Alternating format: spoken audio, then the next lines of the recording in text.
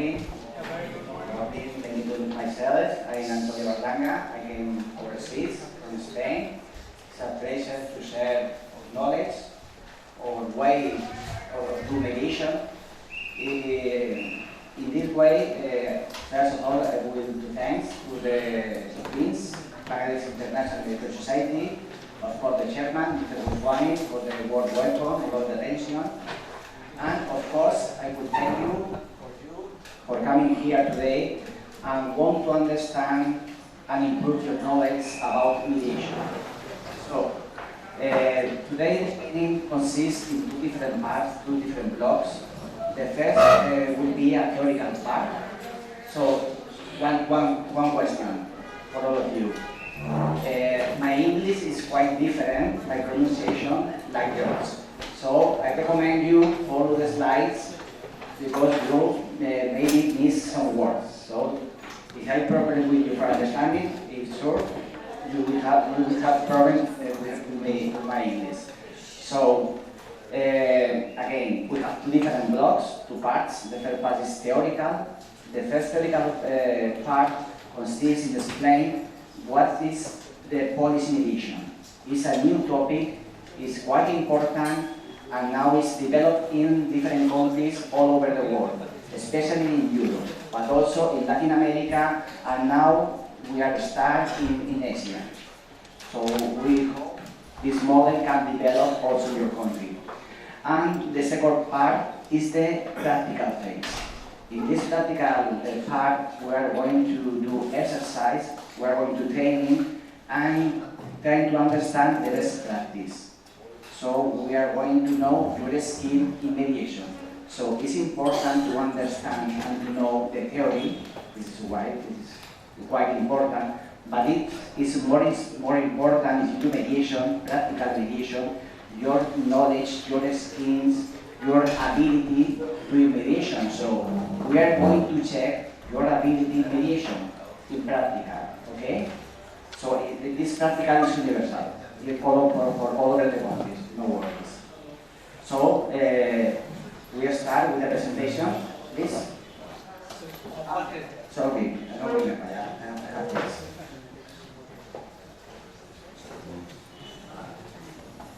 Don't worry because it's a lot of information.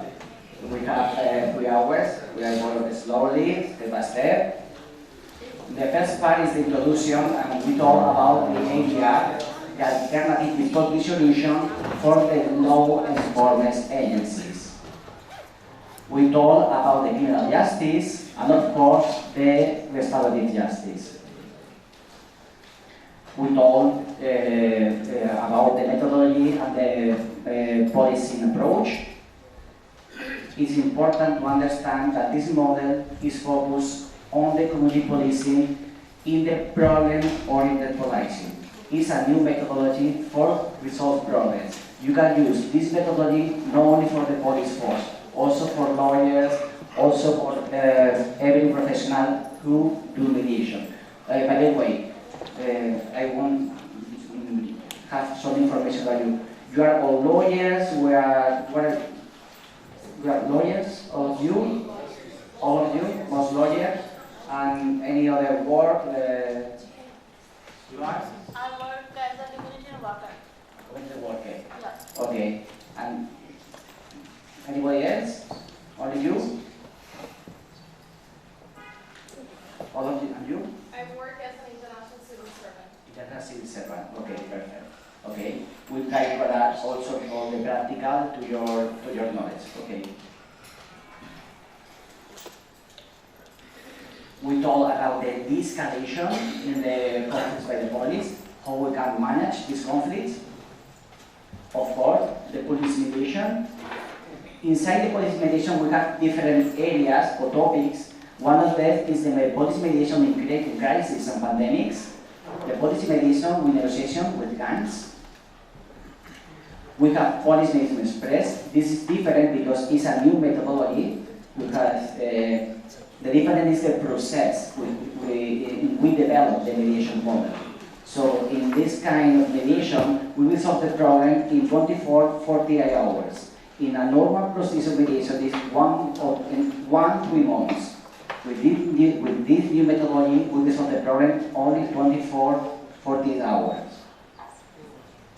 Criminal policy mediation. In Spain, we work also with inside the courts, and we resolve problems, criminal case, with the penalty at least 2 years. So there are criminal case no more than 2 years.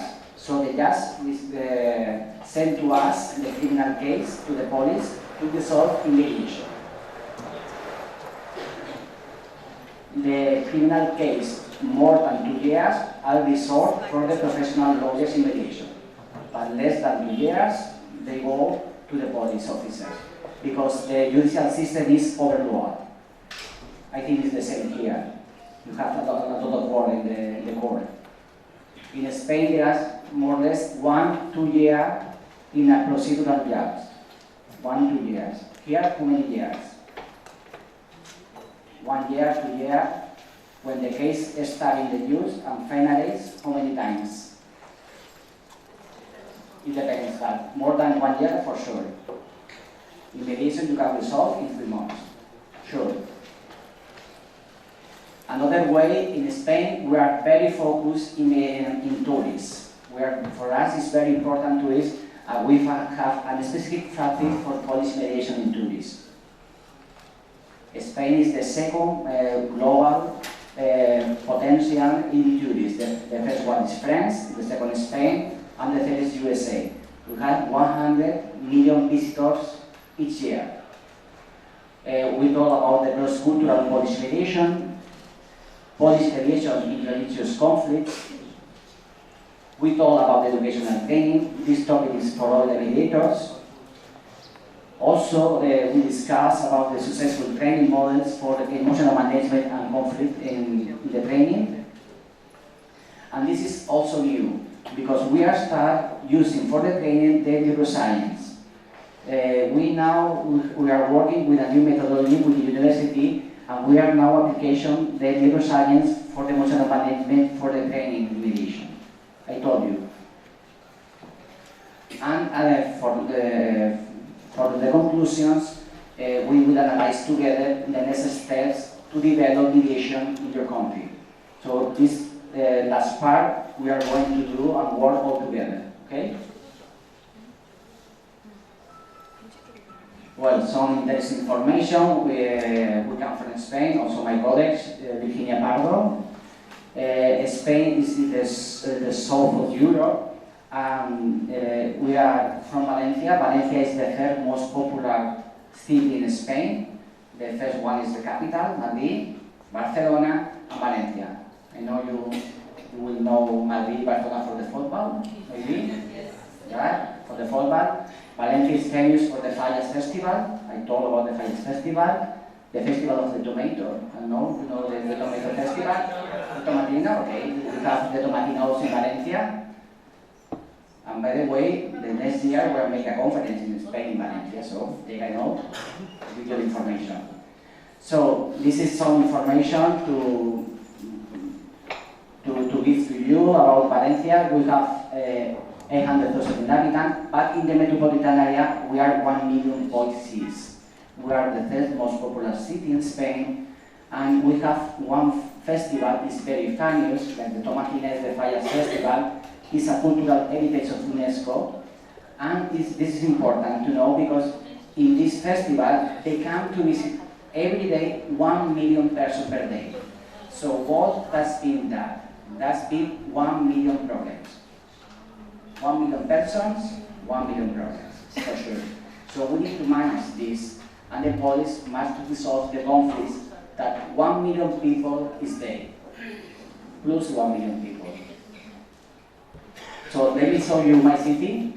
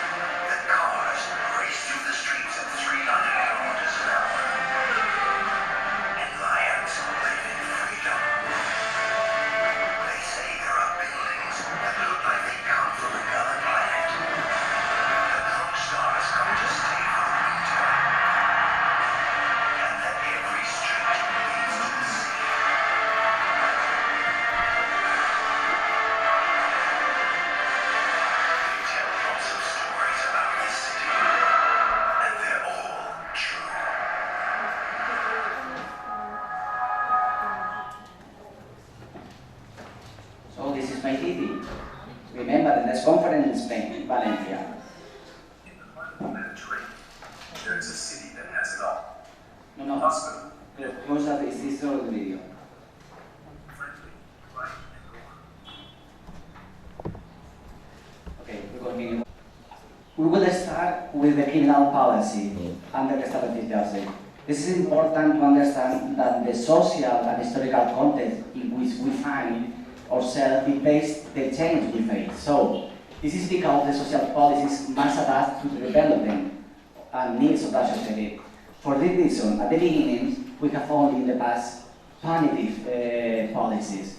So these policies were supported by the population, and what won the population? The punishment for the offenders. So the model was, in these years, a punitive and penalty model. Now, however, what is different? What is being is a mixed system or a mixed model. So, with this no much to this. Now we are trying to prevent the crime and assist to the victim, help the victim. So this is a retributive model with new principle, with the principle of opportunity.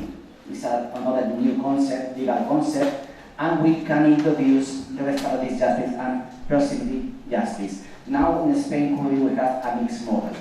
We have the police model, but also in Cuba we have the proximity justice. Let me introduce you also, because you are lawyers, how the police work, and also you will understand the way or what kind of police you have in Bangladesh. So they come for these models. And why I introduced the model for Europe and overseas? Because the model from Spain, United Kingdom, Portugal, also Italy, due to the colonization, is the model that a lot of countries in Latin America, Asia, have adopted. So we have three different models, and in Spain, for instance, we have the three models working together. So for me, it's easy when we travel a lot. This year I stay in Brazil with the military police, in Lebanon, in France, in other countries. And for me, it's easy to understand the different models because in Spain, as you told before, we have the three different models work together. The first model is the Napoleonic. The Napoleonic model comes from Napoleon Bonaparte. As you know, there is a movie now. By the way, it's a movie now, with the score, the director, Napoleon Bonaparte, I recommend it as film. This model comes from Napoleon because in the 1810, all Europe worked under his control. And he was military. So the police force was military, very strong model. And this model explained to other countries like Spain, France, Italy, and also Latin America. For Italy, for instance, Chile, Argentina. We have also a national model, a police national force. In Bangladesh, you have this model, the National Police Force, one only national police force. What's the difference? This national model is not military, but is very strong, very powerful. Why this model? This model is adapted mostly for countries that want to not only defend, take care of the citizen, but also defend the country for attacks or whatever. Or countries that have been very recent, for instance, Bangladesh is 1971, no? It's a very young country. By the way, congratulations. Yeah. So, also the European countries now, a few years ago, we start with the Metropolitan Police model, that is decentralized, that start in United Kingdom, the Metropolitan Police, and come to Spain.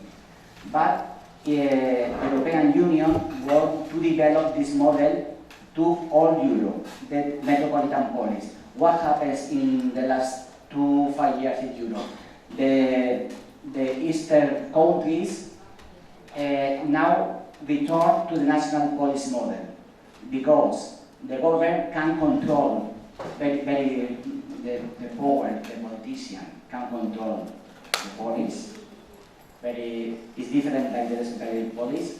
And also, they are worried about the situation with Russia, because they are fear a possible attack from Russia for Polonia, Romania, Poland, Romania.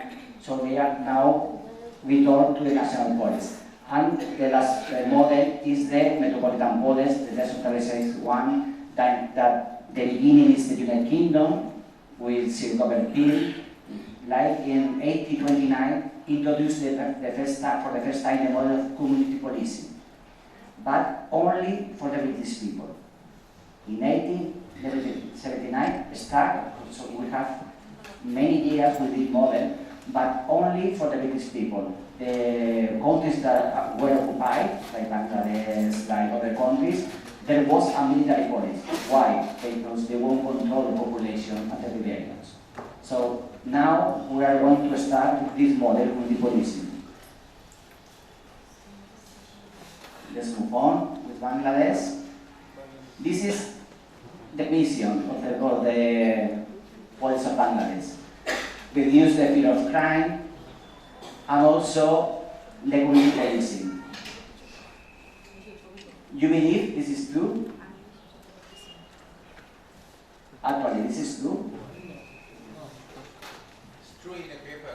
It's true in the paper, I think so. It's true in the paper. I have been just for a day, I know this is in the paper. But step by step we can change this model.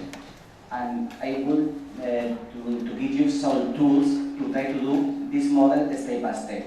For instance, I stay in February in Lebanon, and in Lebanon they want to introduce the community policing. And I stay in 10 days with the General Amin Kamil, who's the general of the police force, and say, General, no way. It's not possible to introduce community policing at this moment. You want to pay me for this, okay? But if I be honest, we can do that at this moment, because there is no country in Lebanon.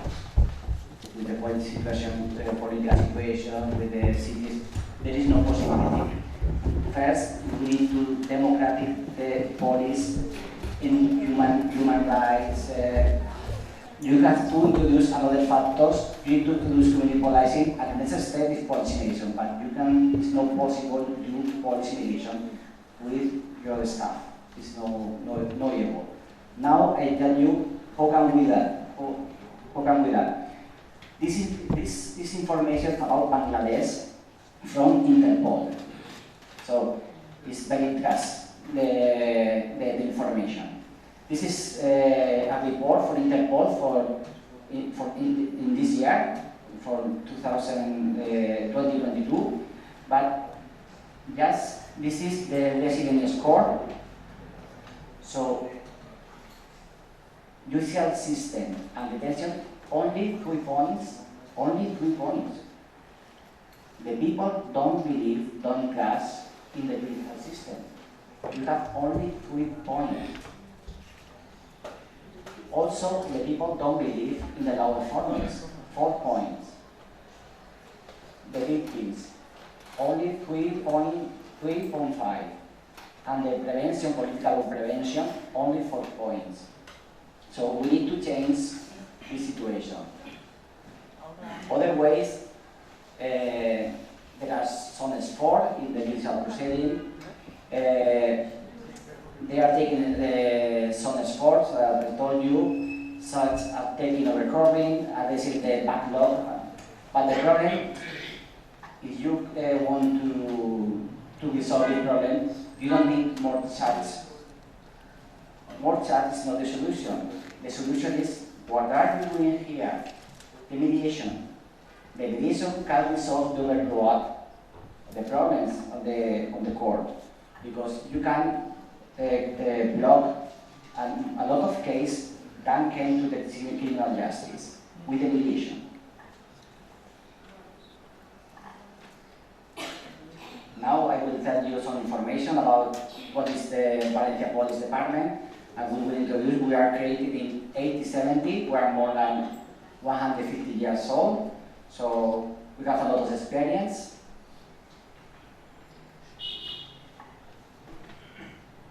We are 2,000 police officers, and we depends on we are metropolitan police, like the London Metropolitan Police or New York Police Department. We are metropolitan police officers, the same model, and we depend on the city council. But when there is a war or there is a crisis, we depend on the government of the nation. Or the police force depend on the government of the nation. What is important? The law. We have a specific law for all the police force. We have a specific law for the big cities, Madrid, Barcelona, Valencia, and we have a specific law for police mediation.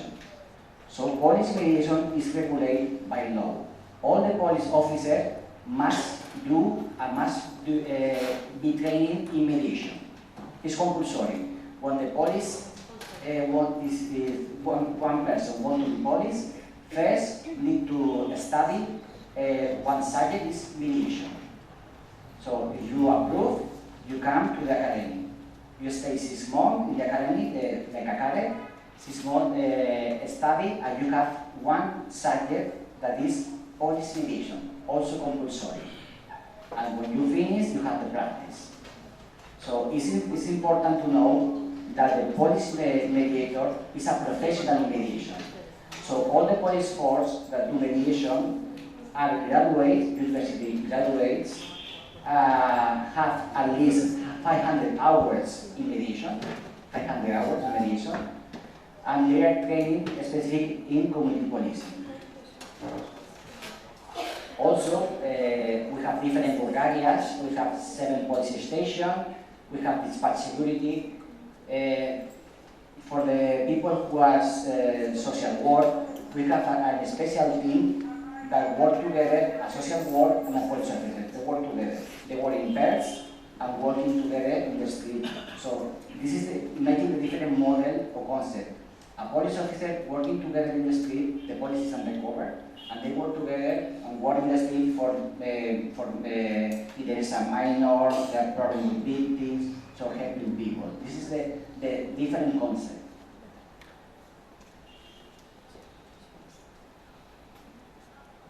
Now, there is a video in the screen. The video.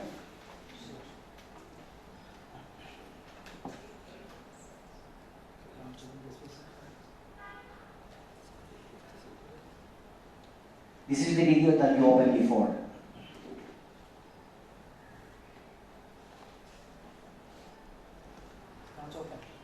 Maybe this video is the video that you said. See, you opened before. I said this video.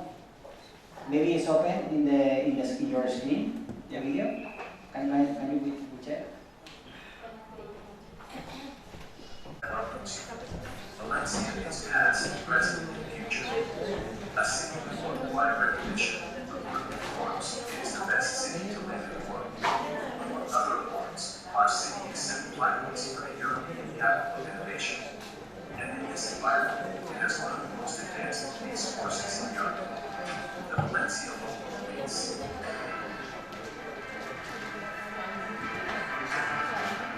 We are innovative and avant-garde. We respect, protect, and work for the citizens, guaranteeing their safety and well-being. We are pioneers in R&D, in the use of applications of cutting-edge technology and state-of-the-art digital tools. We are experts in handling critical situations in many different areas.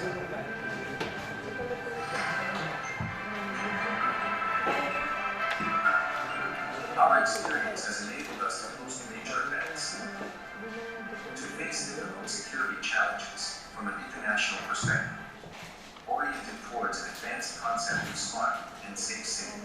We handle and manage security and mobility with a solid base of advanced technology that incorporates digital cybersecurity and artificial intelligence solutions as the foundation of all our actions.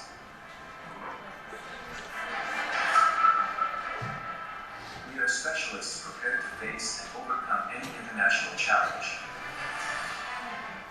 And our city is also prepared to receive and host all kinds of situations, being a unique framework for experimentation and investigation in security matters.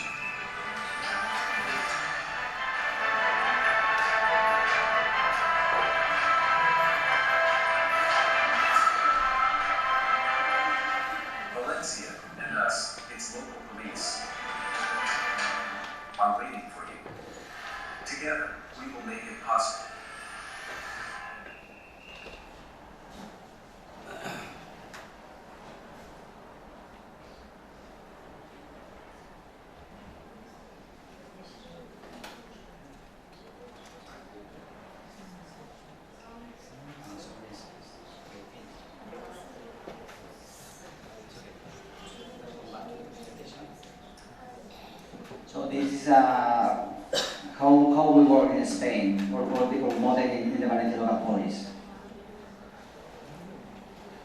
Okay, starting. Next slide.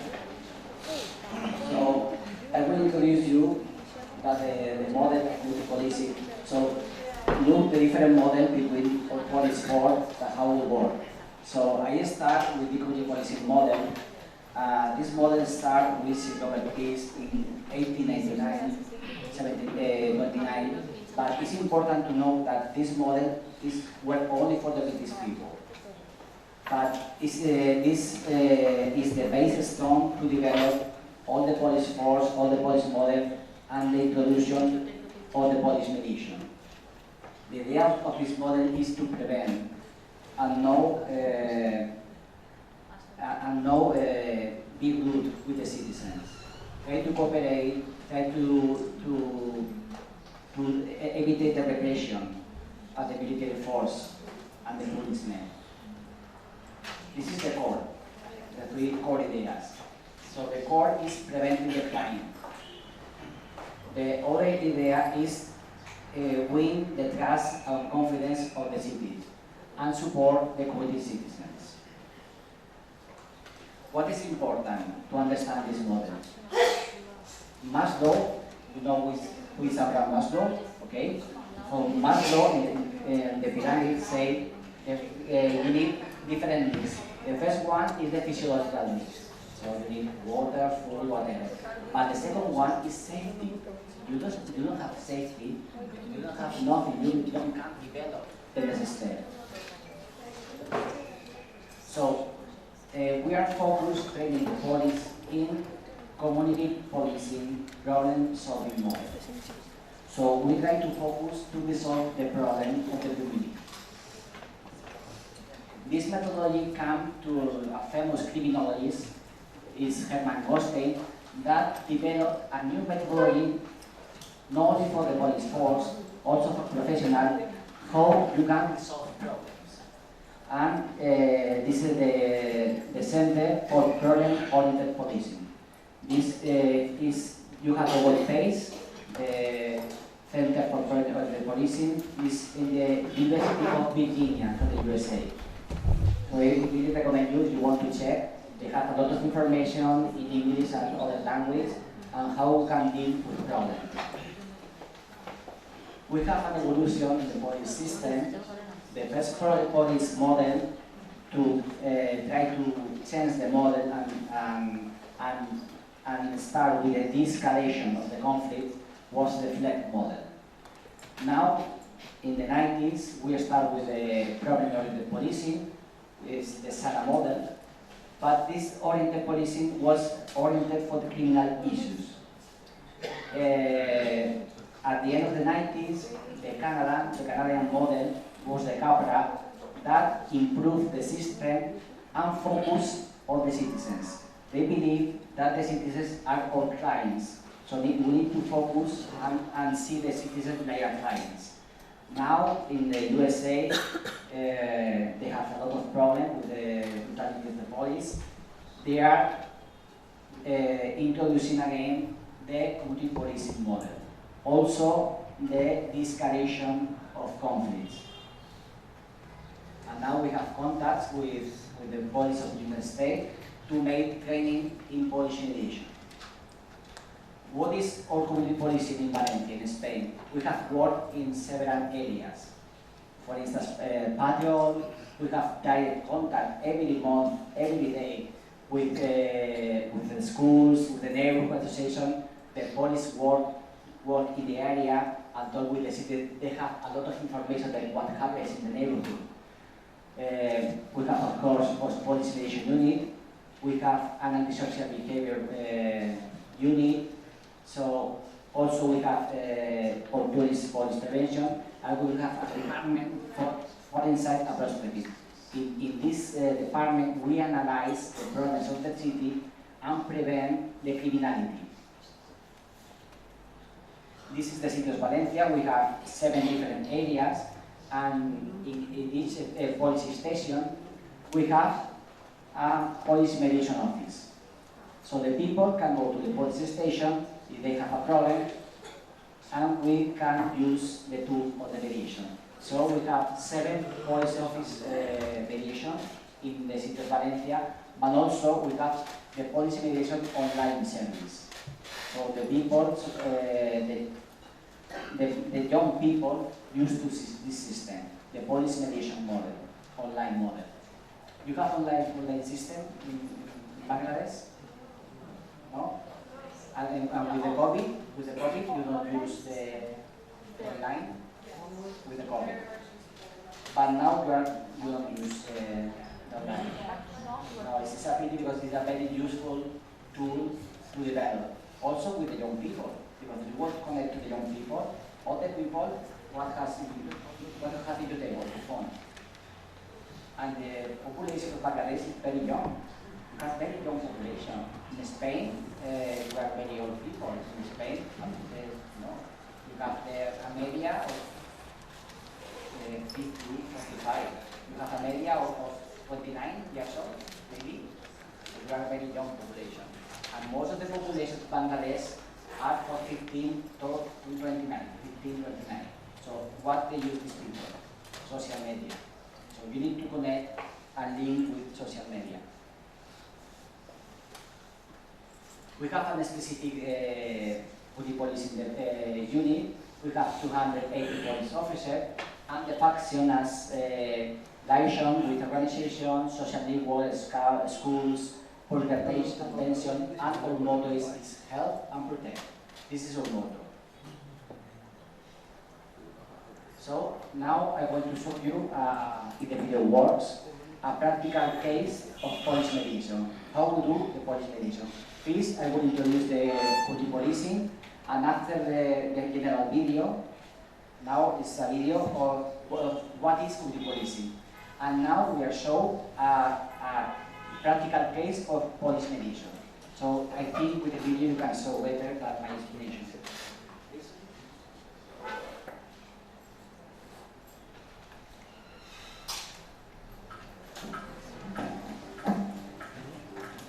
What is community policing? In all democratic societies, the tasks of a police service are many and complex. The police maintain law and order. They prevent and combat crime. They protect and respect fundamental rights and freedoms. And they provide assistance and services to the public. The police cannot do all of this on their own. Effective crime prevention requires a shared commitment and ownership by police and the public. That is the premise of community policing. The OSCE, along with the United Nations, defines community-oriented policing as a strategy for encouraging the public to act as partners with the police in preventing and managing crime, as well as other aspects of security and order based on the needs of the community. Community policing is not a new invention. In 1829, Sir Robert Peel, known as the father of modern policing, established the London Metropolitan Police Force based on the idea of building and strengthening a bond of trust between communities and the police. Today, in the OSCE area, community policing has emerged alongside traditional policing methods as a key strategy for enhancing the safety of our societies. How does community policing work? Let's start with an example. In this city, youth are hanging around in the park in the evenings. People in the neighborhood do not feel safe walking through the park after dark.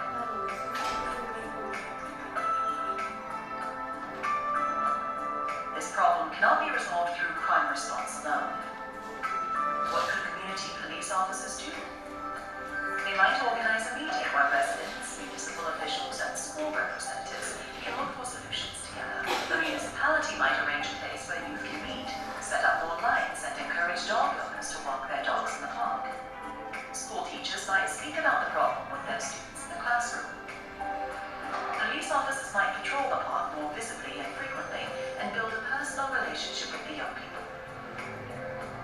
In partnership with others, community policing provides increased safety for all.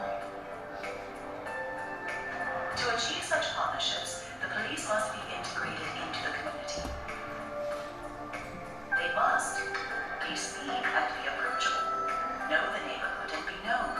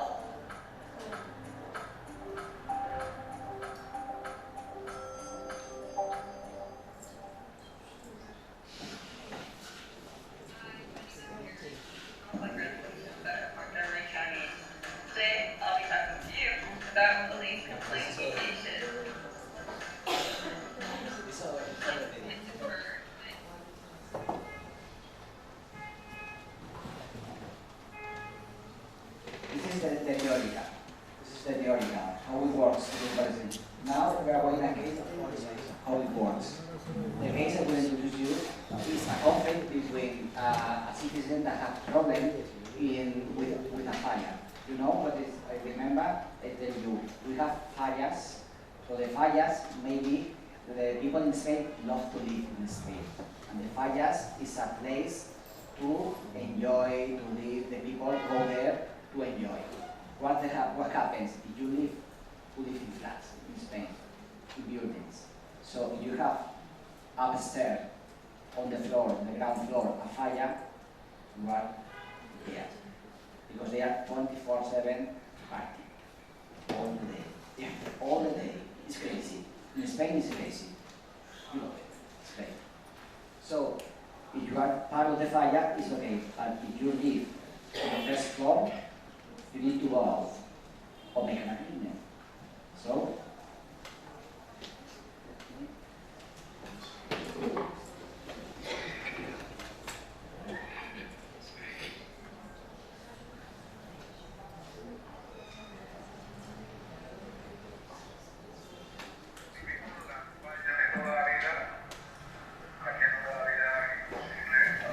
translation in English. Yeah.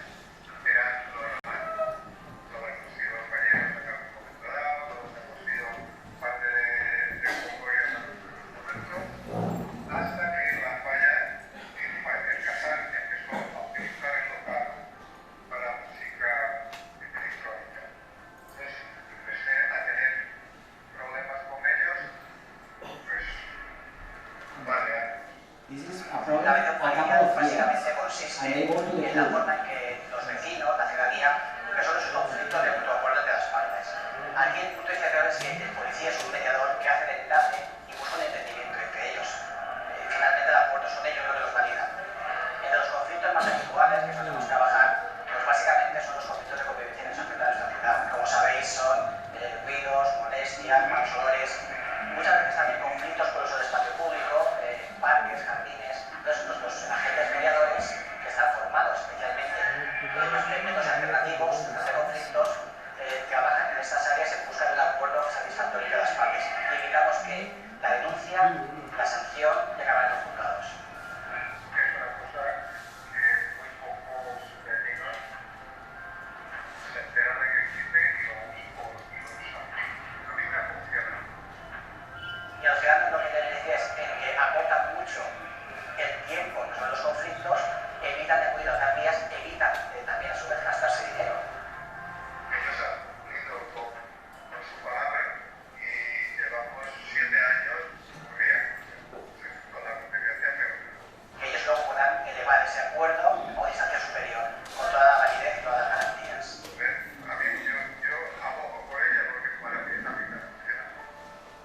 En este último año se han hecho unas 375 mediaciones, donde me gustaría destacar el alto índice de acuerdos entre las partes. Estamos hablando de más del 70% de acuerdos. Yo creo que eso dice mucho de nuestro servicio y de la eficacia que tiene. Okay, thank you. So this is an example. This case was in court for 3 years. And the judge returned the case to the police mediation. And in 2 months, we resolved the case. And the case stayed 3 years in the court, 3 years. And the man is, by the way, this man they came to Spain for the guy because he's Spanish, but when he was young, came to the United States, and he was calling for the New York Police Department, and they came to Spain for retire. And imagine you came to Spain to retire, and you have a fire down your step, and they go to court, they demand to the fire, and the court say 3 years, no way, go to mediation. And in mediation in 2 months, we will solve the problem. Just 2 months. This is the power of mediation. So you can be same in this way. Okay, next. No, wait, no. What are the pros of mediation? Mediation has various benefits, but for me the most important is quicker. It's quicker. Mediation is generally much faster. Also preserve relationships because it's a collaborative process. It's it's not a win-lose process, it's a win-win process. Of course, you have better results. Why? Because parties are more satisfied with the mediation, because they are part of the resolution also. There is no winner or no loser, okay? And this is most important. This is less expensive also for the past. Mediation is less costly than litigation. So this is true, we can prove. It's less costly. Yeah? By the way, if I ask you, for you, what was the word? What is the most important? Money, love, family? What is the most important? What is the love? Love. Relationship. Love. Family. Love is very important. Love, family, Family. After that, love. in Europe is money. It's money. Money moves the world. So mediation is a good tool. So mediation saves money. Mediation is significantly less expensive than going to the court. So we have a lot of studies that prove that. So a study has shown that mediation can be from 1/5 or 1/3 the cost of the litigation. 1/5, 1/3 the cost of litigation. So also community mediation and policy mediation saves money. So this is important for the politician. You need to have in your side the politician. Believe in me. I have been advisor 6 years. A police officer, but I stayed 6 years like advisor of the mayor, political. It was not political, but it was advisor in security policies. So it is important be on the side of the political. If you want to make a develop a program of mediation, you need 4 things: a staff well motivated, a staff well trained. Now we are doing the training, okay? You need budget, you need money. Because if you start with project pilot, you are always project pilot, and always the same, project pilot. And you need the support with the men or the woman in charge, and the most important, the politician. Sure. And you need to give the politician you need to explain the useful tool, the mediation, but the useful tool for the population and also the useful for him or for her. I will explain. So we make a study at the university. I also teach at the university in criminology, and we make a study about the estimation of the process of the cost in mediation, in Polish mediation. So we analyzed 3 points: the salary cost per hour of the people involved, the time, we analyzed the time used performed to each session, and the cost of the prosecution process. And we have 2 hypotheses to be tested. The hypothesis 1 was the cost of the full conventional judicial process is higher than the cost referring to the in-court mediation system. And the hypothesis 2 was the work of the police as mediator in the resolution of legal disputes before litigation is the ultimate procedure in terms of resource and investment. So this is the conclusion. This is the analysis, the conclusion, but the total cost using the police mediation is 60% lower than going to the court. So this is important to understand that the men in charge, that the mediation is 60% cheaper than go to the court. Well, the next question is why a Polish mediation service? It's easy. The creation of mediation programs, and more specific, a Polish mediation, is defined by the political situation and the social situation. So we live in different worlds. Imagine our fathers 25 years ago, and you live different. Your mind, how you see the life is different. Why the police still demand acting the same as 25 years ago? What is the problem? The problem is the police. Because the police need to adapt to the reality and the society. This is the 3 points specific that we can carry, we can get to the police area. Specifically, for me, the most important is improving the quality and trust of the police. And this is what I said before. What do we get from the political point of view? For the political, they can contribute for the government and political leaders a space for conflict resolution. They can create a space and actions for co-responsibility and consolidation of democracy. And what is important also for the police, for the politician, elections, votes. Elections, votes. Now you are in elections, no? 2 days ago we were demonstration, no? It was in January you have election. So it's good image, confidence for the politicians, also develop a mediation in general. So for this question, it's important to be able to make understand to the politician or to the government the importance to use the mediation at all levels. Because sometimes when you or someone explain what is important for mediation and he explain to the politician, they say, no, the magic of mediation, the base of law is important. Yes, law is important, but it is important also for the politician, the power. And they can get power if the people are happy, if the people use mediation. So it's important to give this information.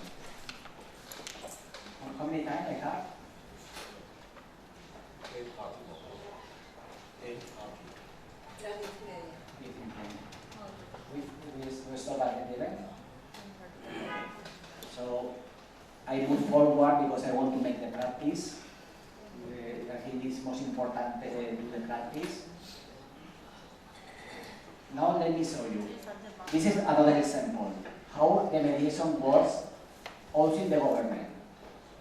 Imagine the situation. This is a real case where the citizen, a group of citizens, a neighborhood citizen, demand the city council. They go to the court and say, we have problems with the city council because we have many problems in the neighborhood, with noise, with disaster or whatever. And the city council do not want it. So we demand the city council. And the judge say, okay, but you go to mediation. The neighborhood association accept go to mediation, and also the government accept go to mediation. The government go to sit down to mediation with the citizens, and they make an agreement. And this is the agreement with the Valencia City Council with the citizens. So imagine how is the mediation in Spain, the importance of the mediation. Also the government use the tool of mediation.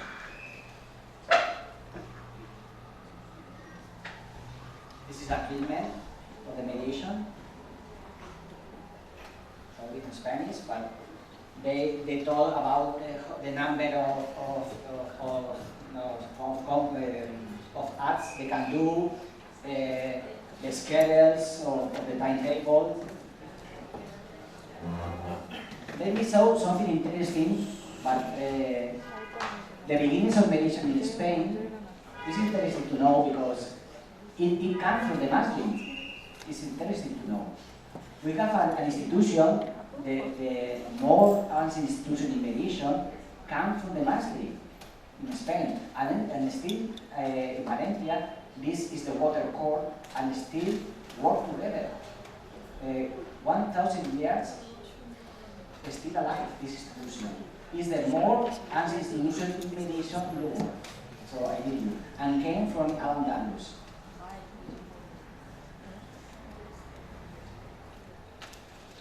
So, this is basically with this done when we start to use the mediation and arbitration in Spain. This is the digital mediation in Spain. We start with the mediation with the Muslim. So, there are 2 types of mediation in this area, in this epoch, in this time, for the believers and non-believers.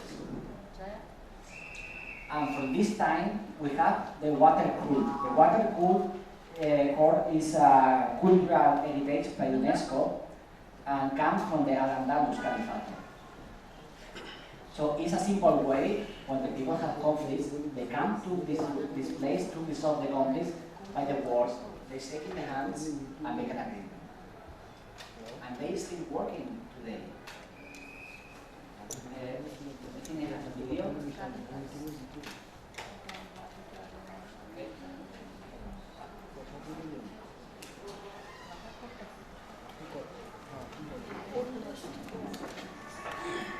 El agua, preciado e insustituible bien para la agricultura que, desde los lejos tiempos de la revolución neolítica, allá en las culturas fluviales del Próximo Oriente, se extendió por rutas mediterráneas hasta nuestras tierras. Su domesticación por el hombre hizo posible su aprovechamiento para el cultivo en campos escasos o carentes de la misma, distribuyéndola equitativamente y con todo rigor. El agua en tierras valencianas tiene un significado especial y posibilita fértiles vergeles que, pasando por el mundo romano y, sobre todo, por el mundo islámico, llegaron hasta nuestros días. Su cultura trajo consigo una terminología, un vocabulario y la creación de unas instituciones que han perdurado a través de los tiempos como rasgo distintivo de la personalidad valenciana.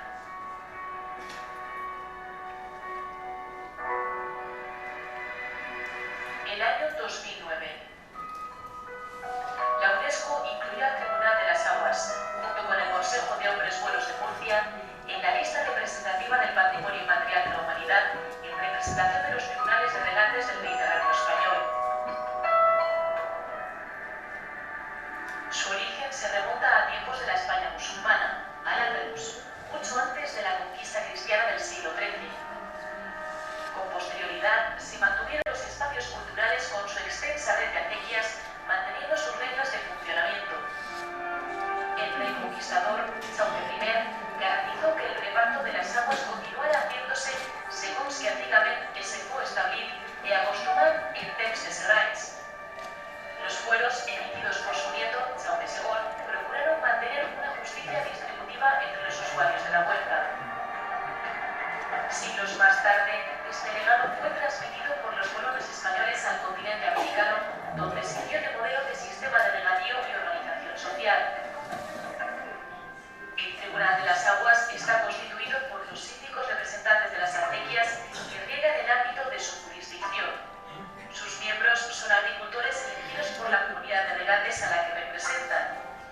Deben ser personas respetadas por su honradez, regantes de la acequia y buenos conocedores del funcionamiento de la misma.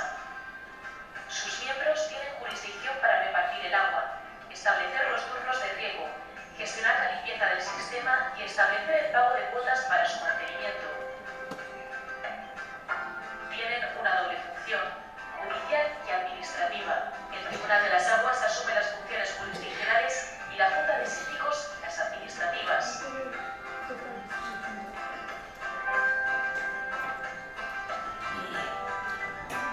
El tribunal se reúne todos los jueves del año en la Puerta de los Apóstoles de la Catedral de Valencia al sonar las 12 campanadas del vecino Micalet de la Seu. Sus juicios son públicos, orales y el procedimiento es gratuito, sumario y en valenciano.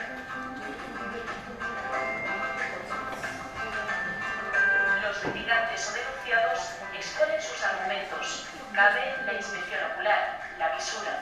Los jueces agricultores sentencian de inmediato. Las sentencias son inapelables ante la justicia ordinaria, declaradas por su imparcialidad y por la autoridad moral de quienes la dictan.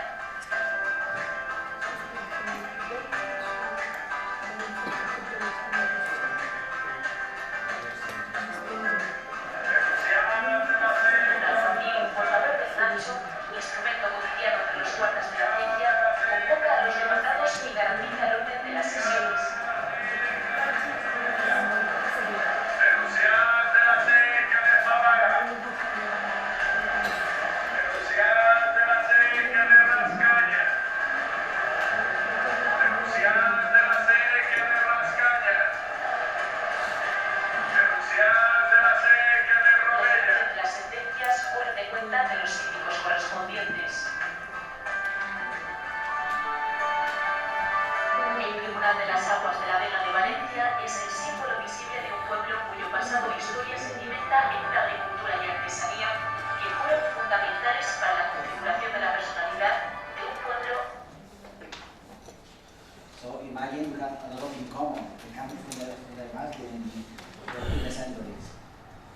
So Virginia Pardo will explain the regulation in mediation.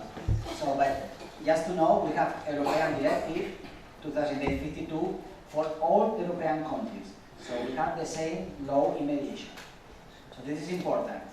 In Spain we have the law 5/2012, and the police officer, we are all with the government in the Ministry of Justice. So the police officer, we are with the Ministry of Justice. In the web page of the Ministry of Justice of Mediation, they have the detail of the mediator. For instance, this is my regulation.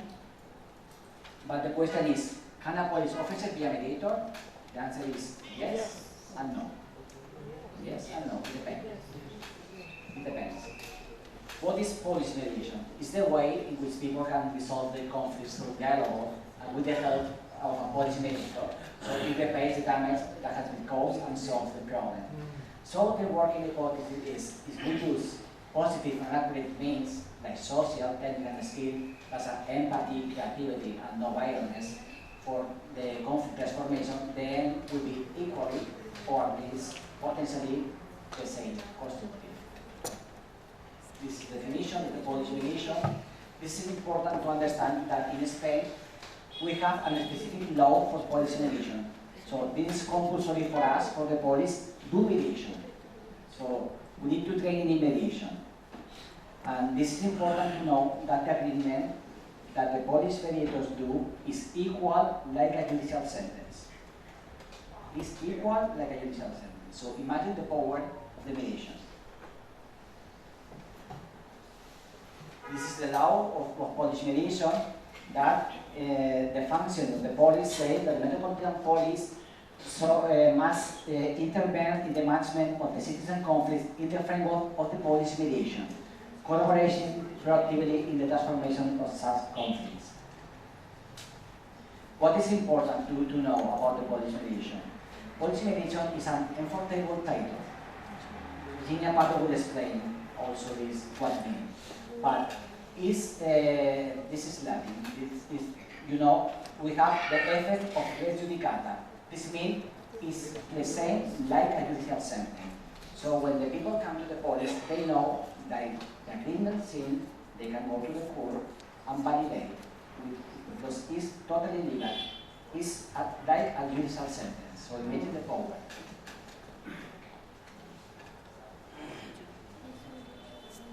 Okay, let's move forward. This is a brochure about the police mediation, how the people can the kind of conflicts, the web page, we can do that. And let me show you some information about the mediation. We have more or less 650 mediation per year, but this is the most important. We have 87% a positive agreement. 87%, so it's a very high rate of agreements. What are the kinds of mediation? We do family mediation, but in Spain, I told you, the most important is community mediation. It's the conflict of the neighborhood, the problem. Community mediation with noise, words, animal, public space, like the environment, but also criminal offense. We work with the court in criminal case also, but minor criminal case, less than 2 years of penalty. Also we work in fire festival problems, tourist mediation, problems with cultural or religious groups. We are very focused on this topic, and also the family mediation. But in Spain, family mediation is only when they have problem, for instance, the father or the child or the grandfather or something inside the family. No, if they have problem, the man with the wife. Because in Spain, the gender violence is forbidden to mediation. Mediation is forbidden in gender violence. In Spain, the law with the women, with the wives, for instance, if I have a problem with you, I saw you have a problem, you can demand me or your but if I have my wife and I shot her, it's a crime in Spain. So I will be arrested, for sure. So in this, for sure. Every case mental insults, threats, whatever is a crime in Spain against woman. A wife, fiancé, or girlfriend. Wife, fiancé, or girlfriend. So in these three cases, you can do, it's not allowed to do mediation. Because the court say that the woman is protected, and in this case, it's not allowed to do mediation. So everything is, in gender violence, everything is a crime in Spain. So we are an official mediation institute in the Ministry of Justice. So in the web page, this is important for the citizen because citizens can go to the web page and see the City Council of Mediation. For instance, this is the representative of the City Council. I am the representative of the Valencia City Council in the Ministry of Justice. And all of policy mediation are in the web page. So they can see the people, the policy mediator, and the area or the specialty that they can work. For instance, this police officer can work only in the region of Valencia, and this is the specialty. This is my specialty. In my case, I can work international and all Spain because I have a specific training. I'm international mediator, so I can mediate all over the world and also all over in Spain. Also, all my colleagues only can do mediation in the region of Valencia. Okay, forward. This is the importance of training. In Spain, the mediation, we have a different model of training. We don't. This is not a usual training for us. We train with this kind of methodology. For instance, we use the open space technology for training the people in mediation. In this methodology, all the police officers, the first thing is they take off the rank of command because all the ideas have the same value. So during the training, all the police officers, we are at the same level. The same we are police inspector or the law. It's the same. The importance is the idea. The idea matters. So we work in groups. So, for instance, one group want to work about minors, crime, or whatever.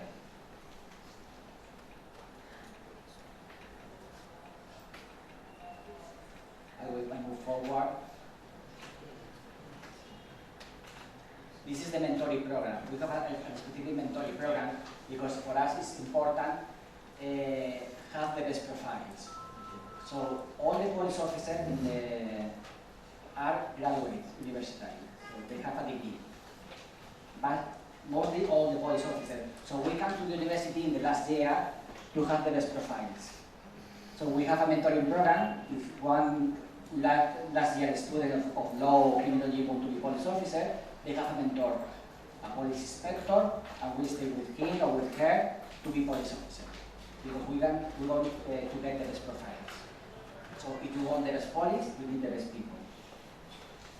You need the best people. So you need to go to the university to catch the best, And of course, what happens? The people want to come to the police because they are well paid.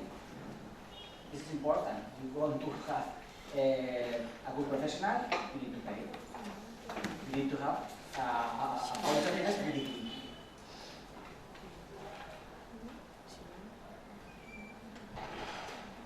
We are also an institution, a European institution of mediation, not only in Spain. We are also with the European Police Report. This is, we work in some European projects on community policing, and we started a project in 2009 in the European project called Safe Land, Safe City in European countries. So the first time that we started a project was in a neighborhood very conflict. The name is Nazareth, it's in the dock with drugs, prostitution, very conflict area. And we want to work in this area with the project, with the program title mediation. And we have a case for this is quite important because when I started in this neighborhood, I was working, there was a neighborhood conflict, and one of them killed the other and died for this conflict. So I was shocked. Why are people, one man, kill other men for a conflict of noise? can we do? What was the problem? So I was in charge of this investigation, and I asked my police, give me all the information if we went, or the location, all information. And in the last 2 years, we went to this neighborhood conflict more than 7 times. So we have stayed 7 times. We don't solve the problem because they kill the other man. Something is wrong. We need to change the methodology, and we introduce the police mediation. But the question is, 15 years later, during the COVID, in the pandemic, one of the colleagues of the police mediation called me and said, Chief, I need your help for a mediation case. Okay, what is the case? It's a conflict analysis. Well, it's very simple. Why do you need my help? And he told me, remember the man who killed another man for a conflict with a knife? Yes, I remember, in Nazareth. Yeah. Now they want to mediate with the neighborhood. What? The men who killed another man, now they want a mediation. This is for real. So we have a meeting with him, and he told me that he was very honest, very frankly, and he told me that years ago he killed another man for a neighborhood conflict, but in prison he made a course of mediation and conflict escalation in prison. And now they want to resolve the conflict another way. And we made the mediation and made the agreement. So this is the same person, how they can do the same problem the different ways. For me, this is special, and this man now is working with me. He make the speaks with the young people and how to deal the problem. So I have an interview with this person. Do you want to see? Yeah.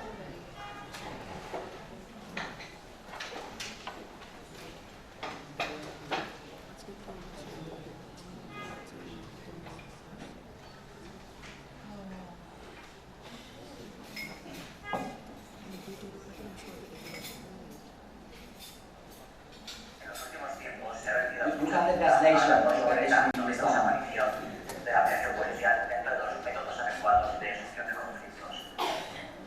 Realmente esa herramienta ha ganado cada vez un mayor espacio dentro del debate doctrinal, así como su validez como herramienta dentro de la justicia restaurativa y la paz social. Aquí lo que realmente subyace en esencia es la importancia de que en un Estado social y democrático de derecho las fuerzas y cuerpos de seguridad puedan implementar otros métodos, otras herramientas alternativas para la gestión de conflictos de convivencia de ciudadanía. Recordemos que un conflicto de convivencia mal resuelto puede derivar o deriva en algunas ocasiones en pérdida de seguridad ciudadana. Y de hecho, lo que vamos a ver hoy es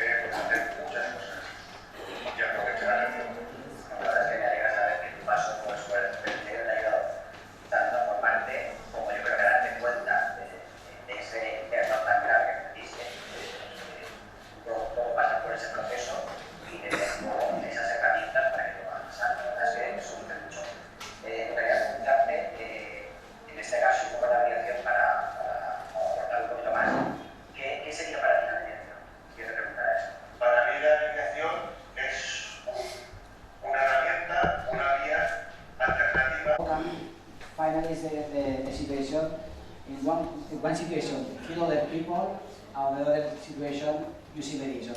And for me, it's important how the system works, because he in prison.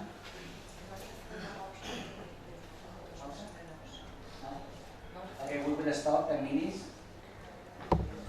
Good for you. Okay? Enjoy 10 minutes. We are going to finish after the presentation and work start. This is for you. This is for you. This is the practice. So we move forward and start with the practice.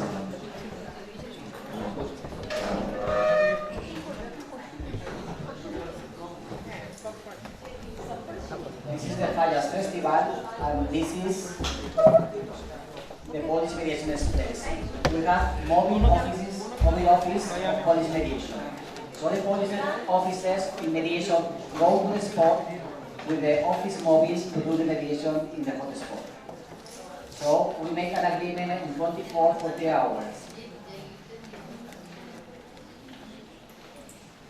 All of these people making this very crowd fires. This is the result of the Mediation Express in Fallas Festival. Also, we have a team of mediators in the work dispute inside with the police force and internal level. We have a department inside the city council for all the civil servants, not only the police officer, all the civil servants. That we are part of this conflict situation, this board member. When the civil servant has conflicts with them, we have a mediation center in the city council for the civil servant. So the mediation is at all the levels. So mediation is 100% in all the levels for the citizens, for the government, for everyone. Also, we have police mediation for complaints. When the people have problems with the police, we can also use the mediation like a tool. But the difference is, in this kind of mediation, when a police officer is part, we have independent mediators who come to make the mediation, not the police officer, because we are part of the conflict. So independent mediators come to assist the police officer.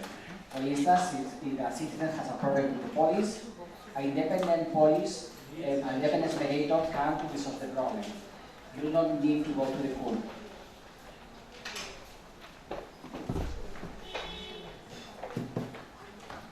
We use also established circles.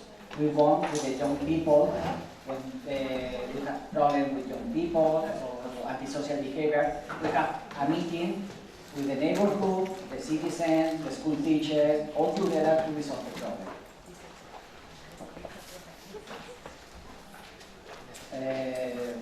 As I told you before, we use the social media a lot. We use the social media and for instance, this is our logo, we can and choose police mediation. This is the Bangladesh. We are trying now to improve the engagement. So let's move forward. There is a lot of information. Also, community policing is a useful tool for preventing crimes and terrorism. With the mediation, we have a special tool, hardware, that all the mediation are into graphics, and we can know in which part of the city, which part of the conflict, and who are the people who are doing the problems. So we make a map. We make a map, and we can just analyze the hot spot and what is the problem. So we can make the police officer go to the hot spot. So we anticipate the crime.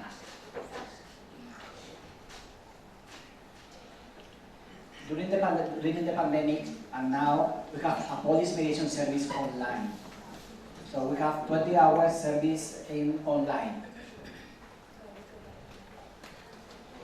This is the policy mediation. We do our service in English and Spanish because we have a lot of students.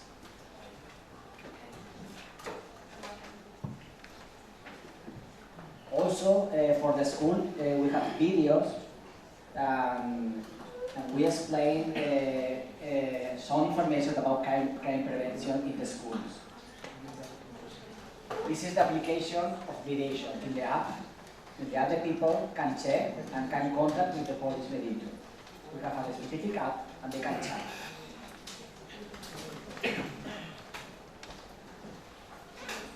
This is an instruction for the police force during the pandemic, and it's important to know that this is in Spanish, but here, mediación policial is police mediation. One of the best tools during the pandemic was the use of the police mediation. And now for the finished rhetorical part, let me show you the next, this is for me is an advance in the neuroscience. Now we are trying, when we are selecting the personnel that we training with the neuroscience. Not only training, we select the best profiles. So, for 20 years ago, we started with neuroscience applied to the training area. Now, in the last years, we developed this model to the police force also, for select the best profiles, for select the best mediators. We make a test, and we select 150 mediators. One group was the experimental group, so this group was trained in mediation, and the other group was not trained. So they made 3 different tests, psychological tests. For instance, one of these tests, we are going to do this test for test your profile. And we make also proof of neuroscience. This is the battery of tests, of psychological tests, and we evaluate the empathy, compassion, and conflict resolution. This test, we are going to do this test today. Thomas Kingman. So, how we do that?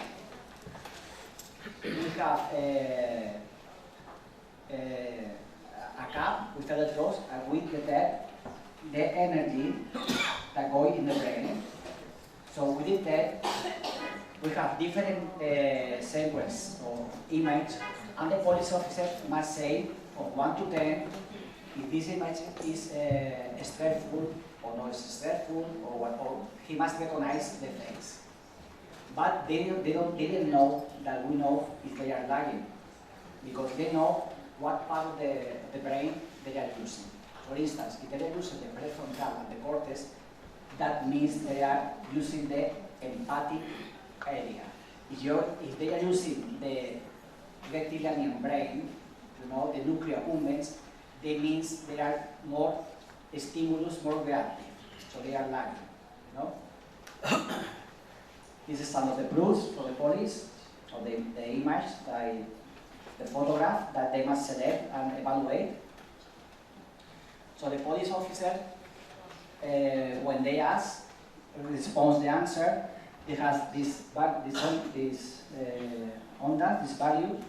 and this value transforms in colors, and we can see what part of the brain they are using.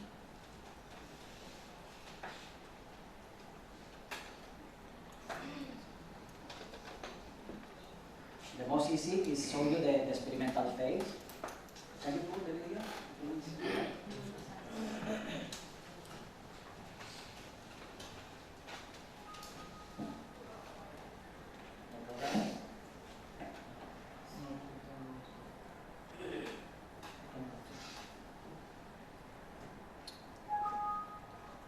Video folder? Okay, let me check.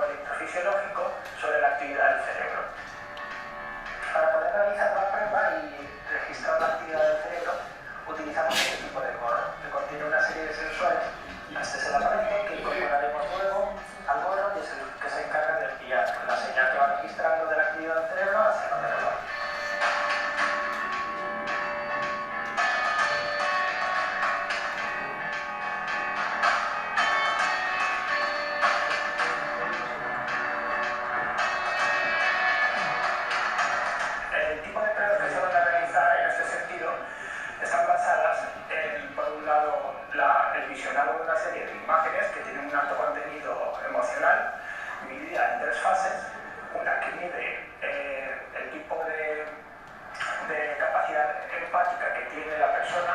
En una segunda fase, los participantes se encargan de evaluar el tipo de expresión facial relacionada con las emociones, y en una tercera fase se les muestra a los participantes unas imágenes que tienen un contenido emocional que ellos deben valorar.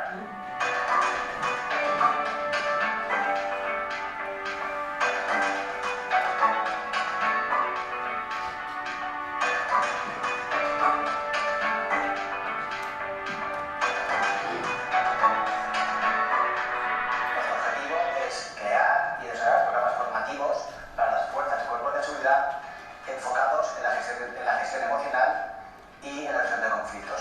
Para ello, con nuestra metodología formativa, lo que logramos es implementar estos diseños, unos programas curriculares, para que los policías hayan las habilidades, esa gestión de conflictos, y uno de los aspectos más novedosos es la aplicación de la neurociencia dentro del ámbito policial. Esas habilidades van a mejorar la convivencia de la ciudadanía, y por otro lado, ese autocontrol y gestión emocional a nivel interno va a favorecer que estos policías reduzcan esos conflictos laborales en su entorno de trabajo, mejorando el día a día con sus compañeros y con sus mandos. Aparte de la formación inicial básica que damos a todos, hacemos unas pruebas específicas, unos test actitudinales en gestión emocional y gestión de conflictos. Pasa una segunda prueba donde vemos cómo reaccionan ante ciertos estímulos. Gracias a todo este conjunto y este modelo formativo, logramos seleccionar los mejores perfiles.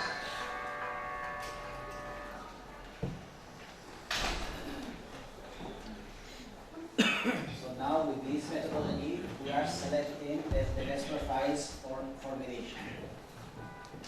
So it works. So this is the result of the study, and you can see the police officer who was training in conflict resolution has the best score. This is the police officer who was training in conflict resolution, like the problem solvers.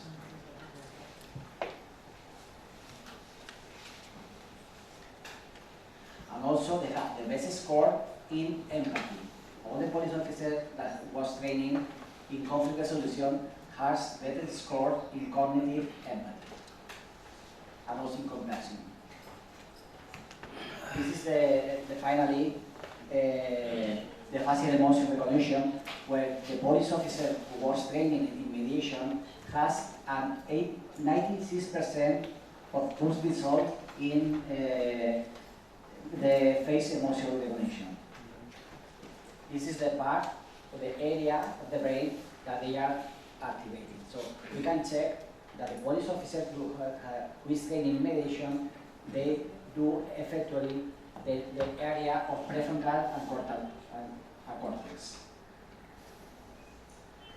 So finally, now we are standing with the artists, but let me know, we come from the Mediapoli. Mediapoli is the International Association of Policy Mediation and Public Policing. We are in 26 countries nowadays. For instance, Mr. Botwan is our advisors. So we have training all over the world, and this is all web-based. If you want to check or want to set or whatever, you have, this is the countries that we are working on. This is part of the advisory board, international advisory board, Malaysia, Kenya, Brazil, Greece, Panama, Colombia. Also in the web page you have a lot of information about mediation, not only police mediation, alternative dispute resolution, you have communication also. And finally you have my email. If you want to contact with me or if you want more information about the topic, please contact with me. It's Presidente, no President, with E, Spanish, Presidente. Okay? So thank you, and now we're going to start the practice. So, come on, we have only 1 hour. So, now for this exercise, we are to divide in different groups. There are groups A, B, C, D, and A. So, you are seated all this day, this week, the same place. You meet each other or no? Sure? Sure. So I give you, for instance, we'll start. Now we're going to share, to change, okay? It depends on the group you are going to sit in with the same people, with the same. If you have 8 in this area, 8. 8? No. It's not altered. Not for this one. For different people. For this time. 2 more. For your funding. For your funding.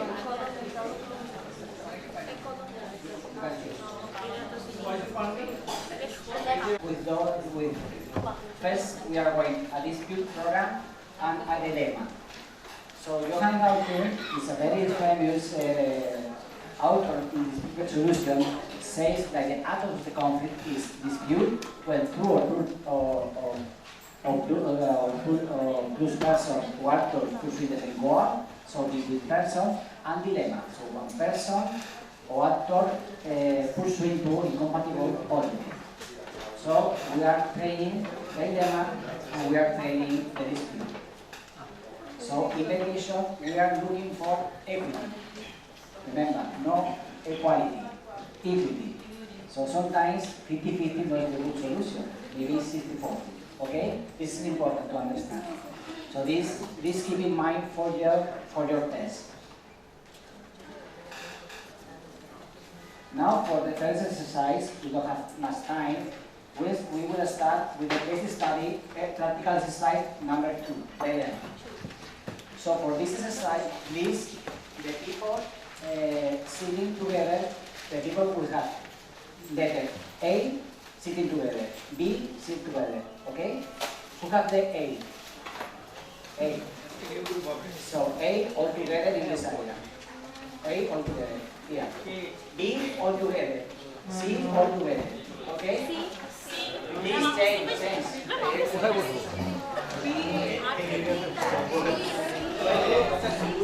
So for this exercise, you must take in mind the following criteria. So imagine all the group, or your group, you are the government of the nation, okay? So you are the cabinet of the minister, and therefore you must seek a consensual solution. So what does that mean? All the group must agree the same solution. All the group. If you are 6, it's not valid. 5 say yes, 1 say no. It's not valid. All of 6 must agree the same solution. So you need to negotiate with each other for the best solution. As you know, you need to reach an agreement as a government, and this is exercise. You need to select what position as a government you choose. You have 2 options in this exercise. It's a hijack of a ship. This is a real case in Bangladesh. So you have only 2 solutions. A, attack to free the hostages and not pay the ransom, or B, pay the ransom. So it's easy.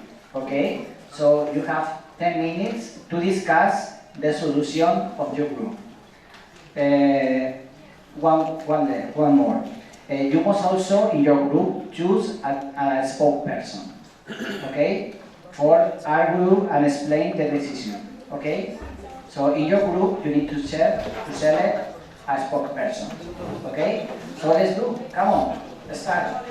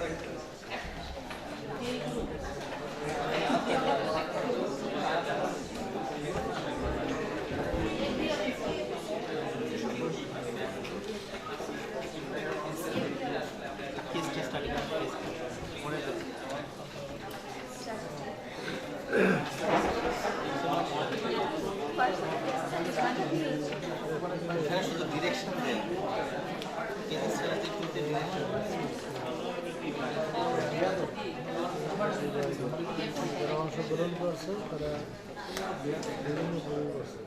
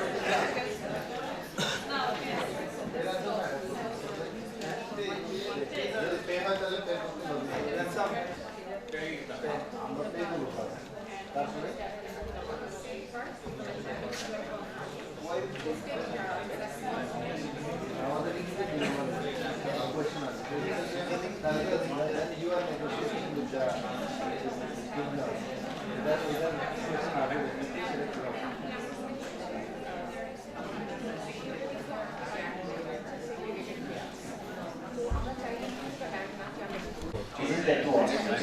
A or B. Pay or no. Okay?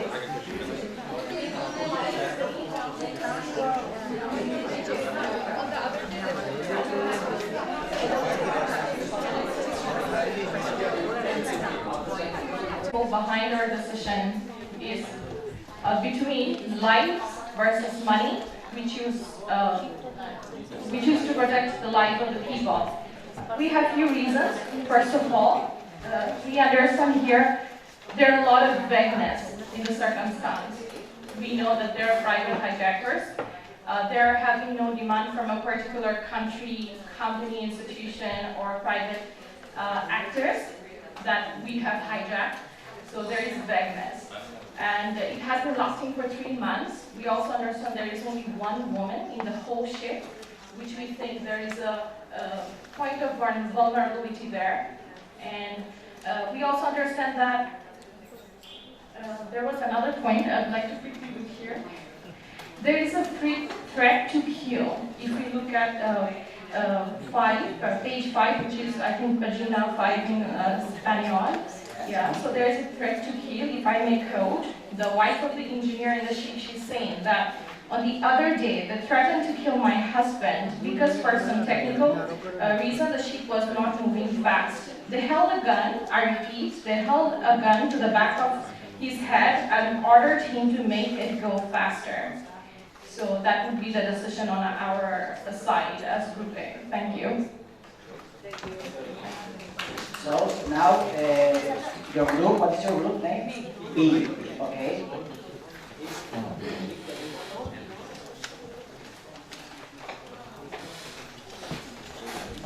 As a representative of the government, Bangladesh government, we, the Group B, chose the decision to attack to free the hostages and not to pay the ransom. First of all, the important fact that has been mentioned here that there has been no demand for ransom by the hijackers. And then, if they had any demand for the ransom or the money, they would have kept a way for the communication with the government. They didn't do this, and the Prime Minister has assured that all support.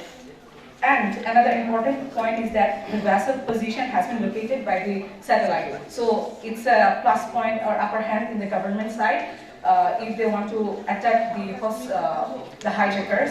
And another important thing is that if the money was their main goal or something like that, they would have communicated with the government, made their demand clear. But they did not do this, and on the way they threatened to kill the husband of that lady for some technical reasons. because the ship wasn't moving faster. So I think their demand was not the money, it was something else. Their end goal was something else, it wasn't money. That's why we decided to stick with the option A, not B.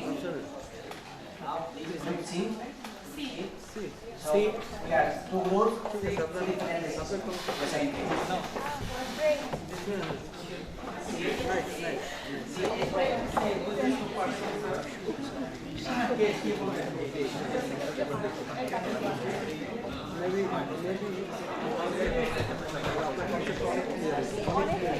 On behalf of Bangladesh government, we've decided the justifications behind our group decision. This is a majority decision of our group. We think still no ransom has been demanded from any specific group, and there is no claimant of that hijacking of the vessel. But still it has been located in Somalia, which is a very good location, very dangerous location for navigating the vessels. So there is a threat to kill people of Bangladesh, and commitment from the leaders of Bangladesh that we will do everything to save our people. It means nothing, because in Somalia they have nothing to do. Even the USA or Russia can't do anything in case of a hijacking case in Somalia. So we have decided to pay the ransom in case anyone claims the ransom. Thank you.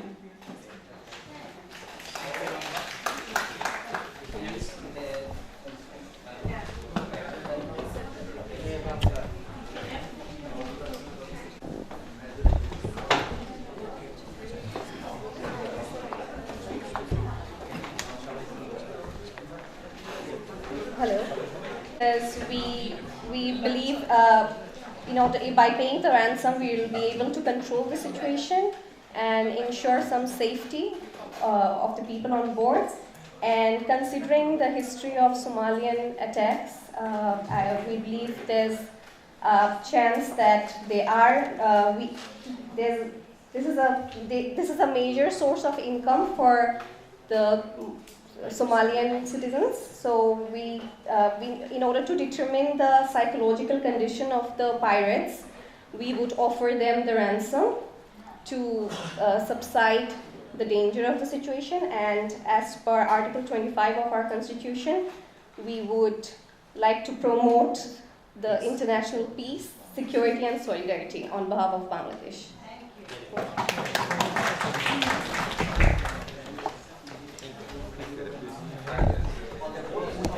If in the future time or another time they ask for the ransom, we may change the decision, but still as they haven't changed or not the decision? No change? Change or no? No? But for sure? For sure. I feel you. Okay, okay. You're okay? We agree? We're okay. I can't read the face. I know. You are sure? Okay, do you still? I have to sit with my team, no? And I'm ready. You are with your team, but in fact, you are with your team, or you have another different opinion? No, after we can wait to a reasonable time, but after the passing or lapse of the reasonable time, we are going to implement the option A. But within the reasonable time, if they come for ransom, then we are going to pay the ransom. But after the lapse of the reasonable time, we are going to implement option A. That's my experience. Okay. The British Empire tried to eliminate the culture and way of life of the Bangladeshi people, and I'm going to speak on favor of the statement, which is that in the year 1859 to 60, there was an Indigo movement, which was a revolt by the farmers of Bangladesh, whereby the British, which was initiated because as the planters were forced to grow indigo under the terms that they were greatly unfavorable to the farmers. As due to the forced plantation of indigo, there was a massive movement in Bangladesh. So, which is why I said yes, I believe in the statement. Thank you. Group E. In our group views, we should say that British Empire helped us in such a way, but they came here to rule us and for business, not living here. So, you know, we have 5,000 years of our history of culture. British Empire may have been added some new things like drinking tea. Yes, they gave some laws. In fact, they have made basic structures of our present law. We agree with it. They have made our basic structures of law, and we came here for business, and they brought something here to rule. But they had ruled us, and throughout that British Empire helped us to only improve our laws, and even my previous speaker, what she said, they have created lot of, I think, problems with our farmers, with our general peoples, those who have living in general way, and they have ruled and they made the laws only for their facilities. But anyway, we thank them for improve our laws, and we have our own culture. Thank you.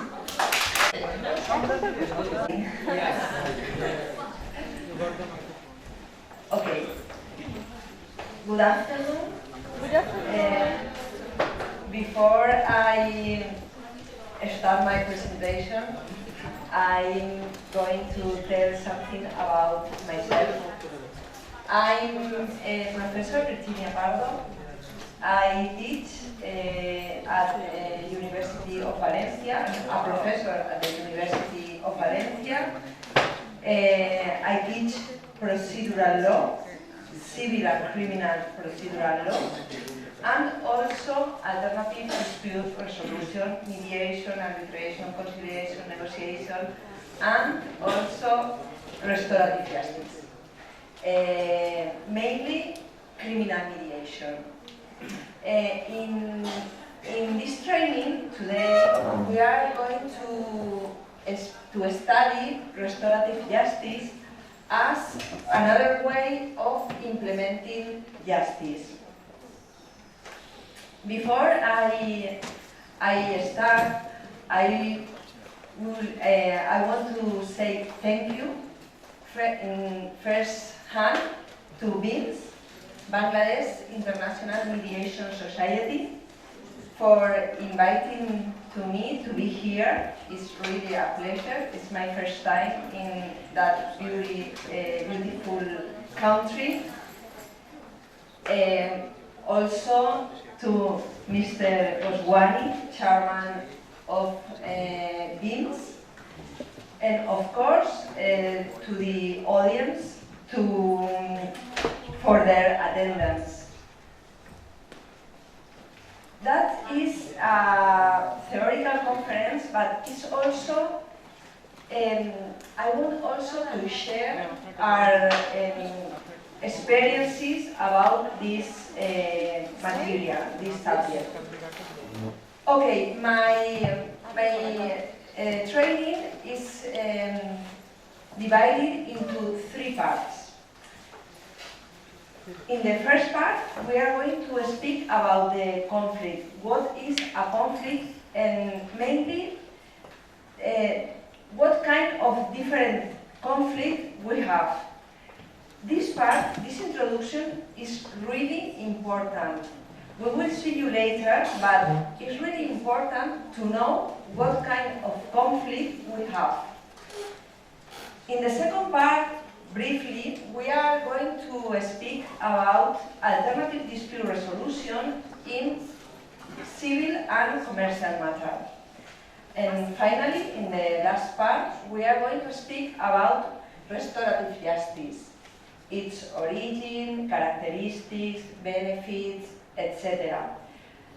And I will focus on criminal mediation, because in my opinion, nowadays, criminal mediation is the essential piece of restorative justice.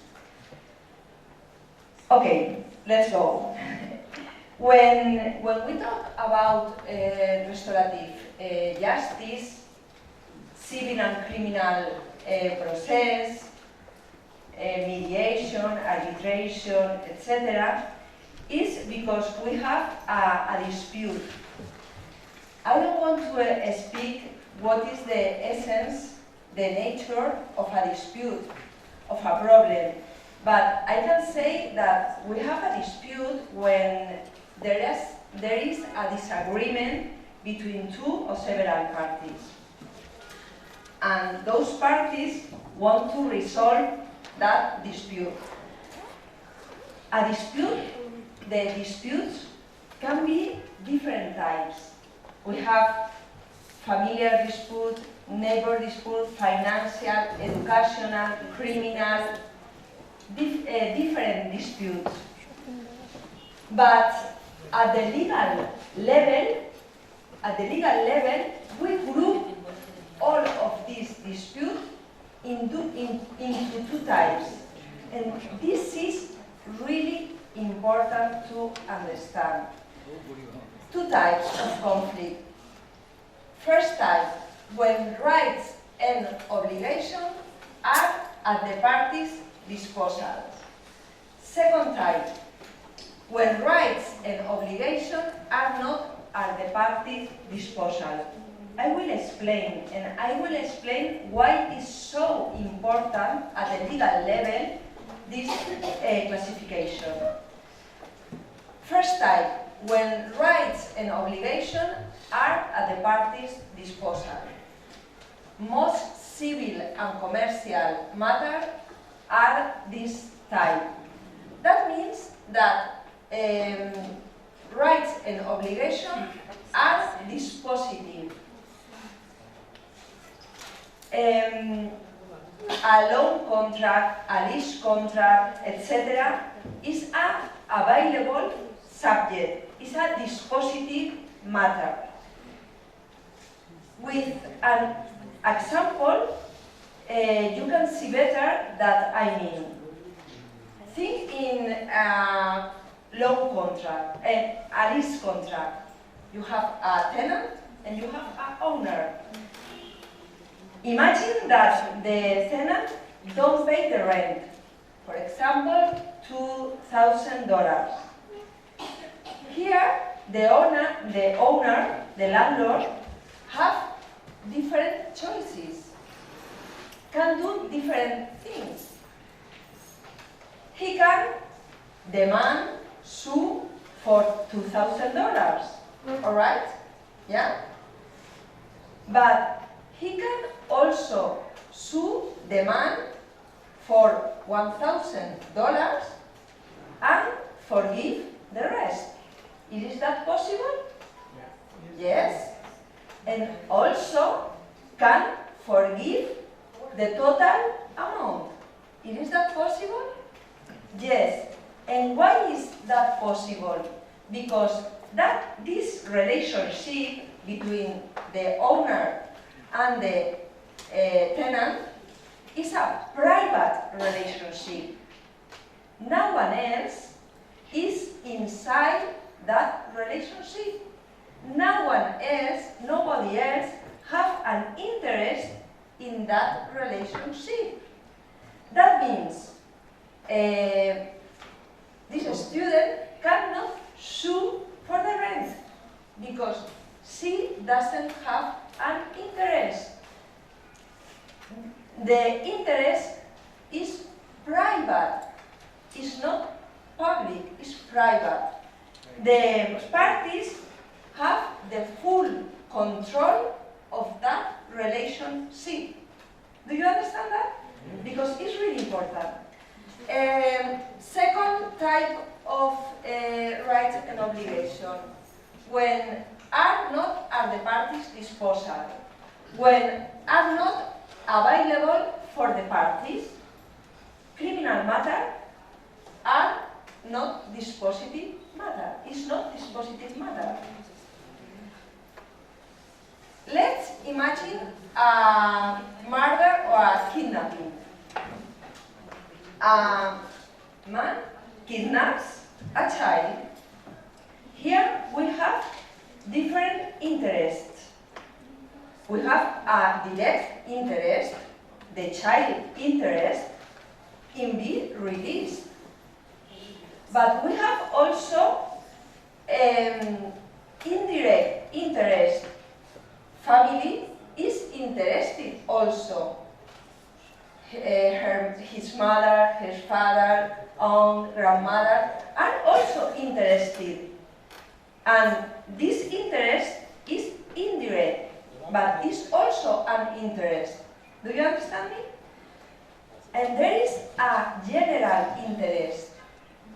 The whole society is interested in that man who kidnaps a child go to the prison.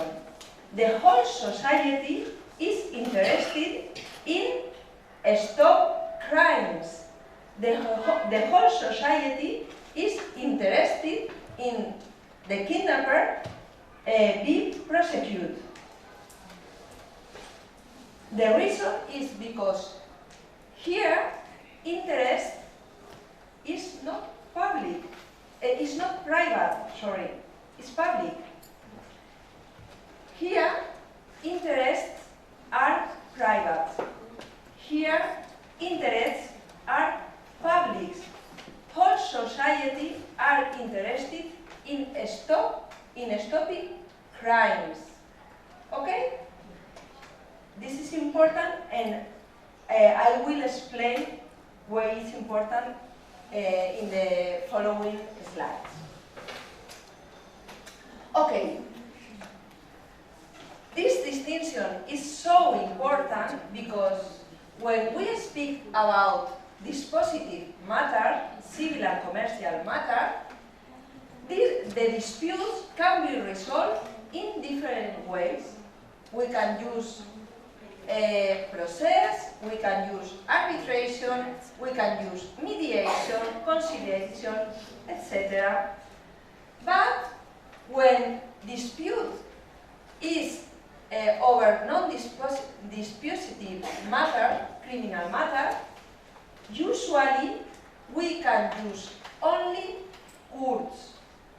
Only judges can judge in criminal matter. That means we cannot use arbitration. Arbitration is not possible when we have a crime, when a crime is committed, because their interests are public. The question is, it is possible mediation, criminal mediation? Should be possible restorative justice? I will answer in the third part. But the question is, why when a crime has been committed, the imposition of a penalty is possible only by the court? Because the interests are public. Therefore, the defendant must, in any case, always must be tried, and there is not possible forgiveness. Okay, the victim can forgive, but that does not mean that trial is not possible. Forgive is possible, but consequences of that forgiveness are nothing. Do you understand me? Okay. And why is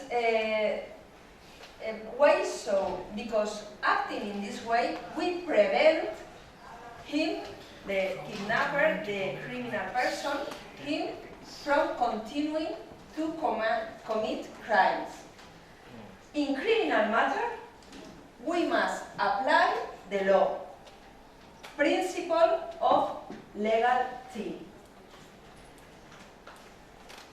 When courts apply the law, citizens have legal certainty. And this is always really important. And this is important because when we apply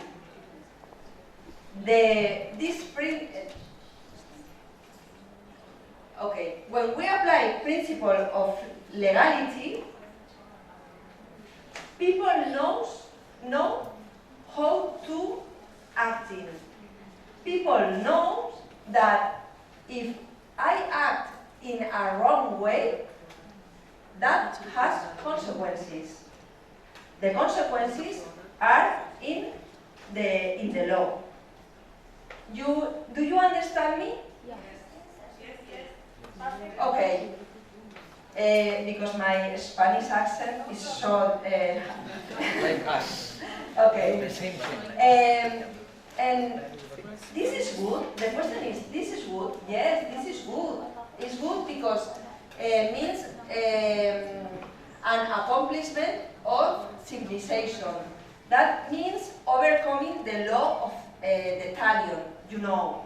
An eye for an eye, and tooth for a tooth. Please, Peter, Tony? Yeah.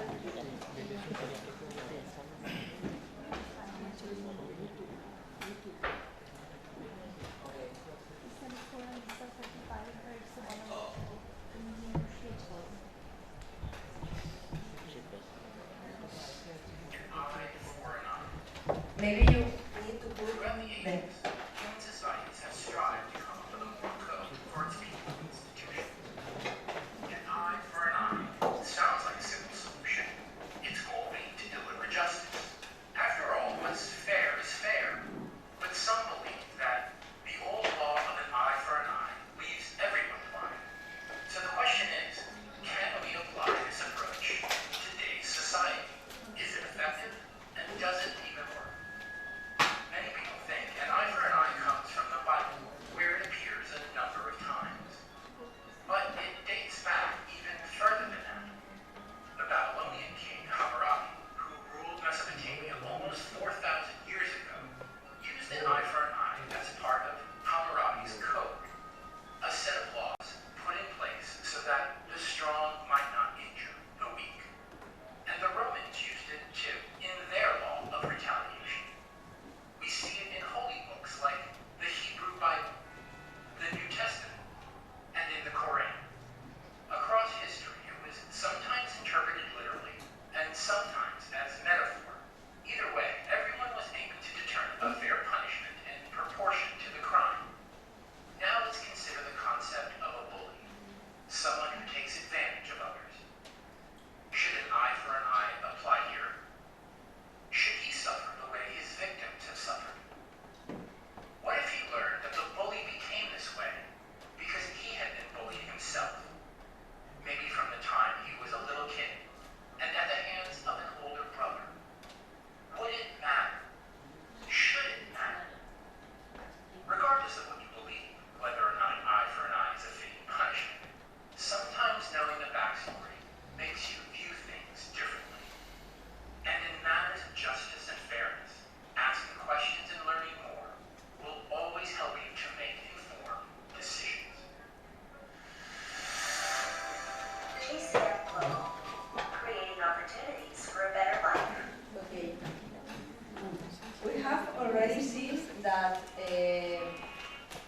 judge go to the court when a crime has been committed is good because with the law of the talion, only the strong person can act against the weak person.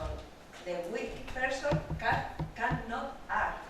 And also we have that, yeah. And also with the law of the talion, there was a risk. The risk is that the reaction of the strong person will be disproportionate to the initial act. Therefore, it's forbidden revenge and judges judge. Now we are going to see briefly alternative dispute resolution in civil and commercial matter. We are going to see briefly because I think you have already seen before yesterday or 2 days ago. Okay, as you know, the origin of the alternative dispute resolution is the PAUN conference. That is a conference that was held in the United States in 1976. In this time, in the United States, there was a crisis, a justice crisis. The crisis was that came to the court too much disputes, and court couldn't resolve all of these disputes. So at this conference, the PAU conference, the people who were there, lawyers, judges, and also professors, debate on the causes of the dissatisfaction with the administration of justice, and also analyze future perspectives. The important point was with the Professor Sander. Professor Sander was the Dean of the Faculty of Law of Harvard. He proposes a multi-door procedure. That means he proposes to adapt the way, the tool, to the conflict. What does it mean? That means that Professor Sander told we need, when we have a conflict, we need to analyze the nature, the parties, the characteristics, etc. And then analyze all of these things. It's necessary to know if it's better to resolve that conflict through the court, or maybe through arbitration, maybe through mediation, etc. The most important alternative dispute resolution nowadays are arbitration and mediation. Okay, you know what is arbitration? Is a procedure in which a dispute is resolved by one or more arbitrators. The decision is final and is a binding decision. It's an heterocompositive system because the arbitrator is a third person and the arbitrator resolves the conflict. It's a binding resolution, a binding decision.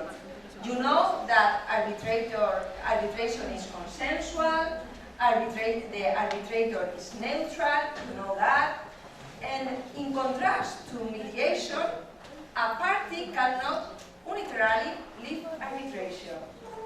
If you go to arbitration, you must be on arbitration to the end.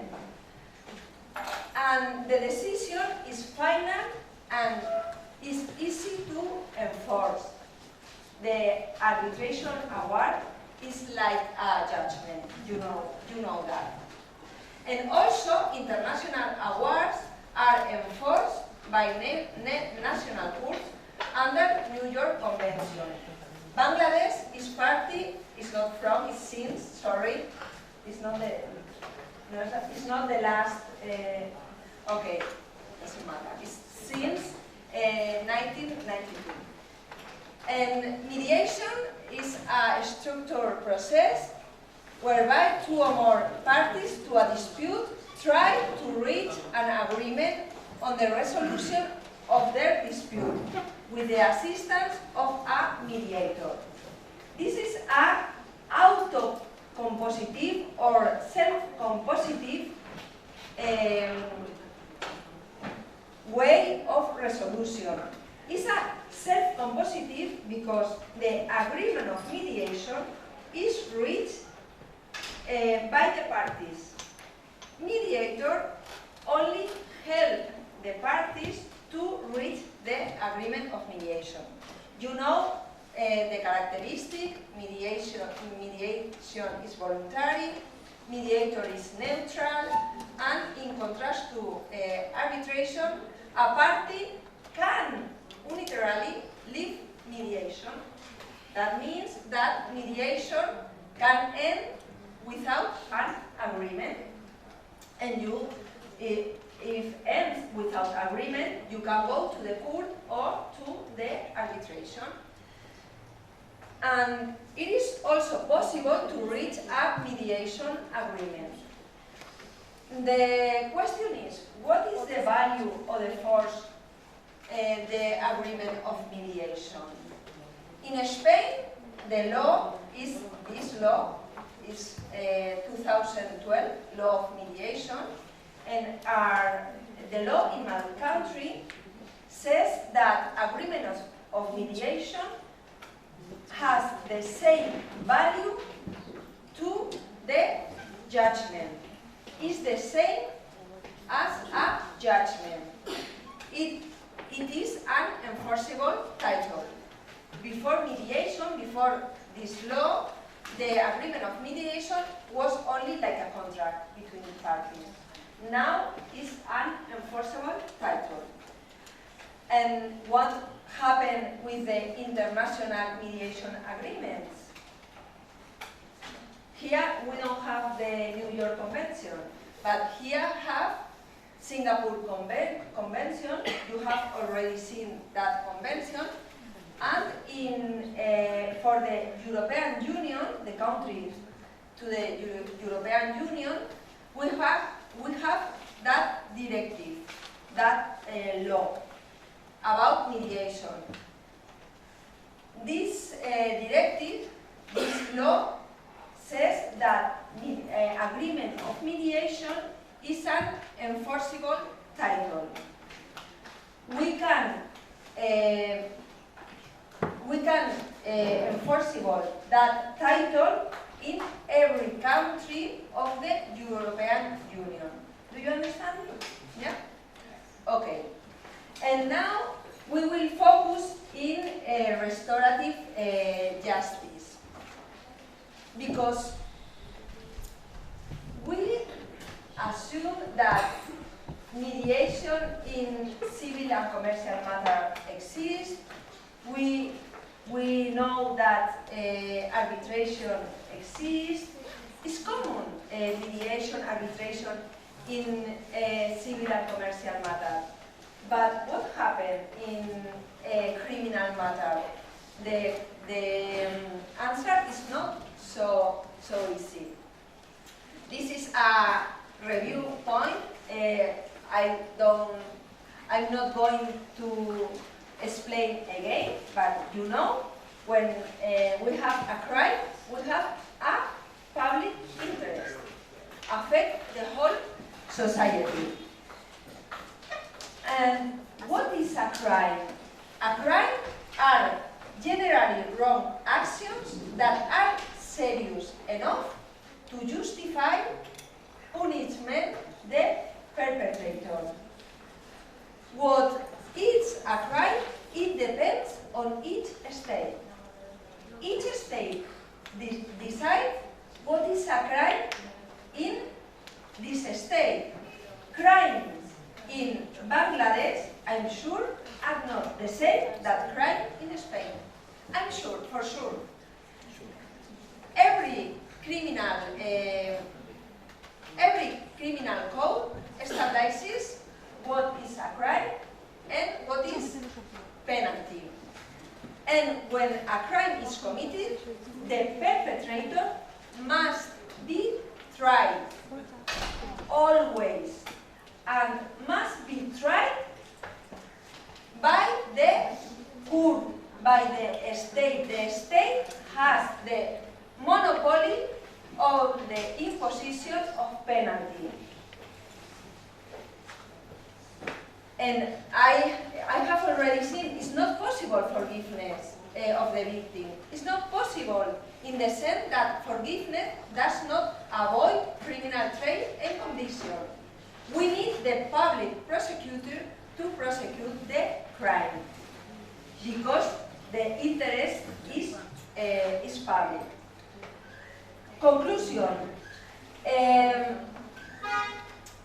The penal system is a punitive system.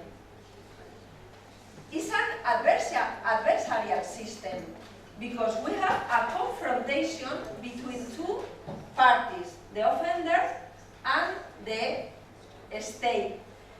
If you see what I'm saying, the relationship at the beginning, I said, in civil matter, we have a relationship between the owner and the tenant.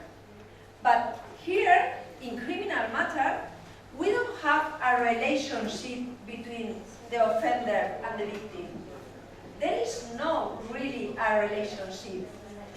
We have a special relationship between offender and the state. Why? Because it's the state, through the court, who impose a penalty. The victim cannot impose a penalty. There is not really a relationship. The victim and the offender have not the full control of this relationship. Do you understand?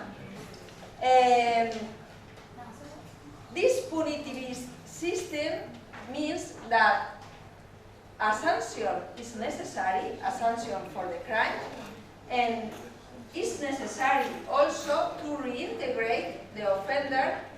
That means not to reoffend when go out to the prison.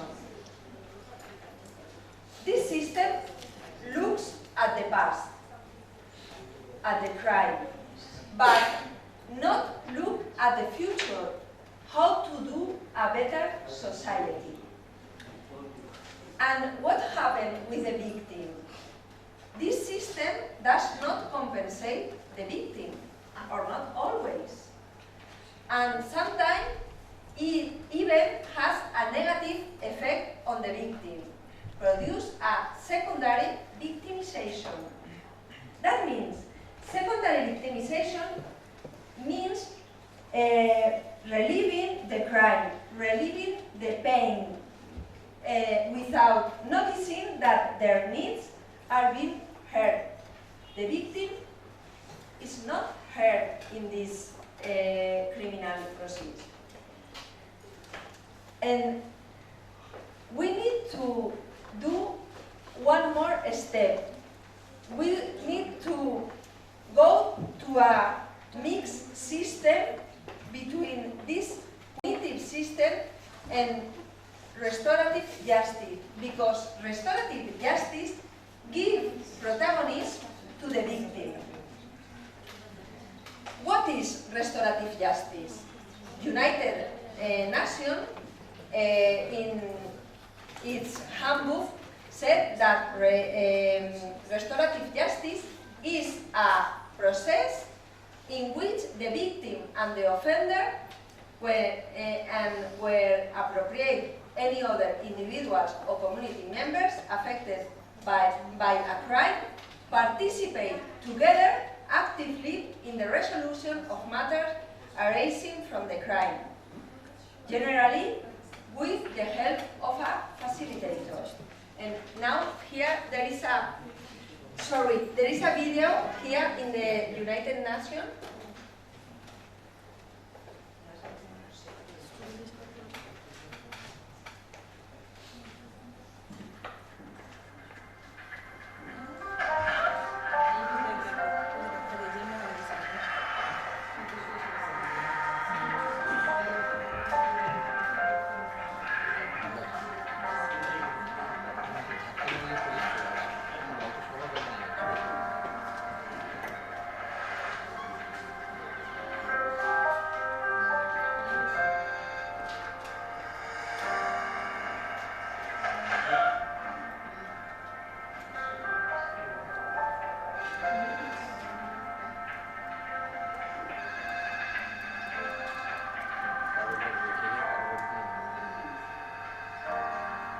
A single act of crime can affect someone long after it happens. The mind replays it endlessly, warping what really happened and consuming our thoughts.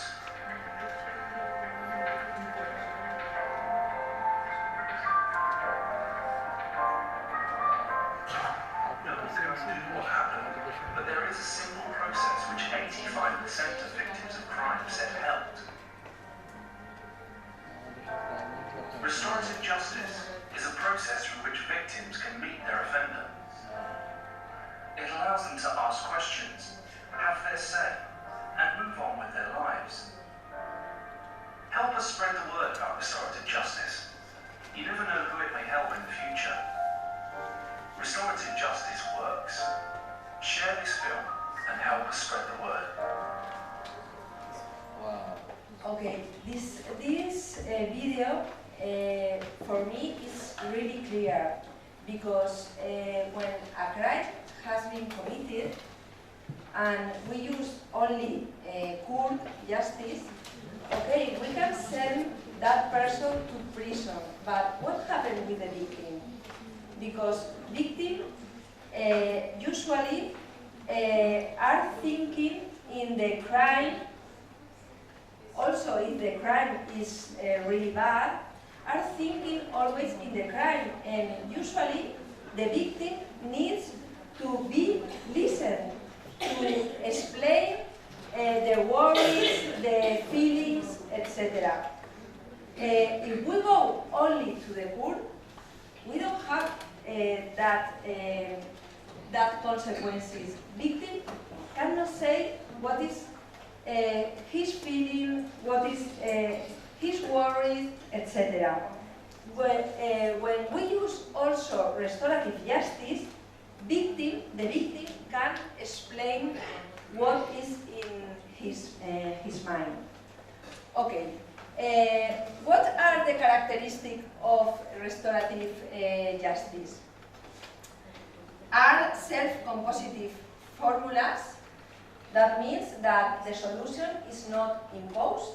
The solution is a consensual solution between the offender and the victim, and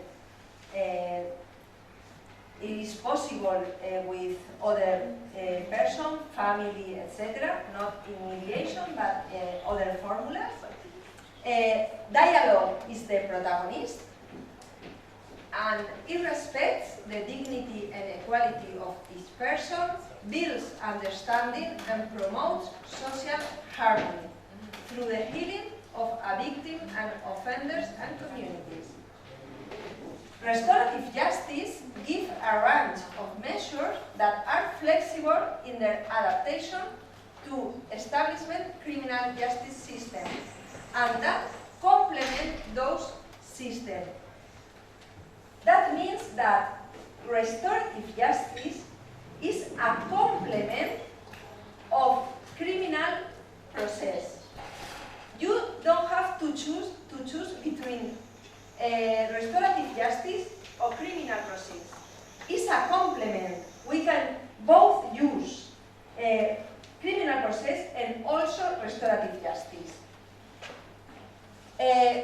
Which are the benefits of restorative justice? For the victim, he participates directly in the resolution of the conflict and in the establishment, the consequences of the offense. That means that the victim has a central role. She is also protagonist. He receives answers to his questions about the offense and the offender. He expresses the impact the offense has had on him. The victims obtain reparation because the reparation is different in restorative justice than the reparation in the process. In the process, reparation is sent to the jail, to the prison, but no in restorative justice. Victims obtain an apology and also can re-establish, when appropriate, a relationship with the offender, feel safer, obtain clarification, and close a chapter of his life. But restorative justice have also benefits for the offender. He takes responsibility for his action and understands the effect it has had in the victim. Expresses feeling about his action, including remorse. When we use restorative justice, the offender can express why he wrong way, and maybe he has remorse, regret. He receives support to repair the harm, apologize directly to the victim, restores when appropriate a relationship with the victim, and finally, he managed to close a chapter of his life. And what does restitution mean in restorative justice? Restitution in restorative justice is different than restitution in criminal proceedings. In restorative justice, restitution is any activity aimed at repairing the harm or returning the victim to the situation before the commission of the criminal act. This activity must be carried out by the offender. For example, community services, rehabilitation programs, psychology help, etc.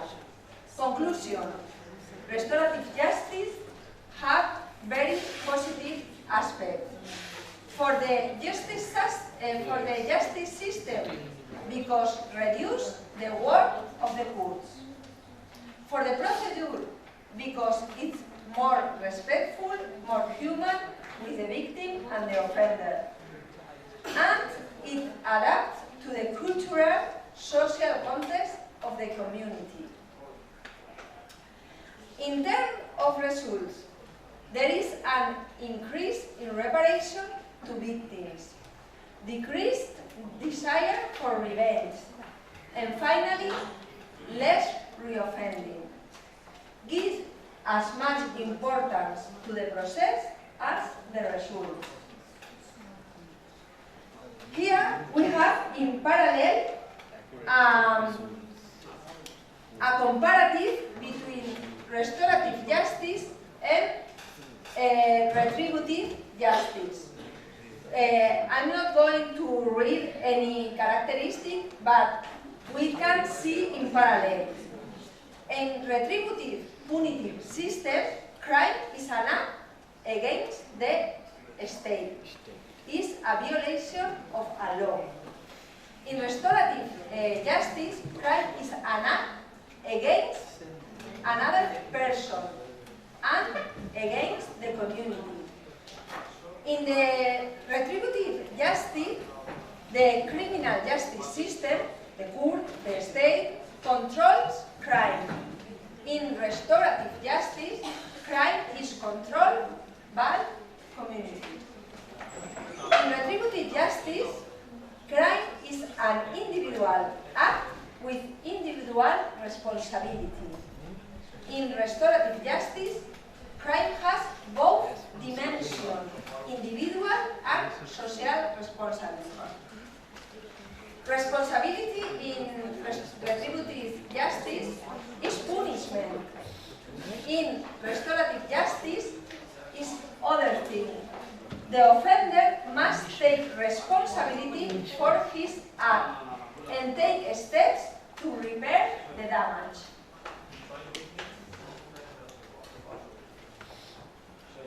Here, punishment in retributive justice try to modify behavior and dissuade to do more crimes.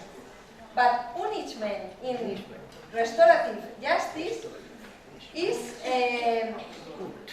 has no effect in modifying behavior if we don't use another acts. We need to use dialogue, communication, etc. Only the punishment is not has not good results.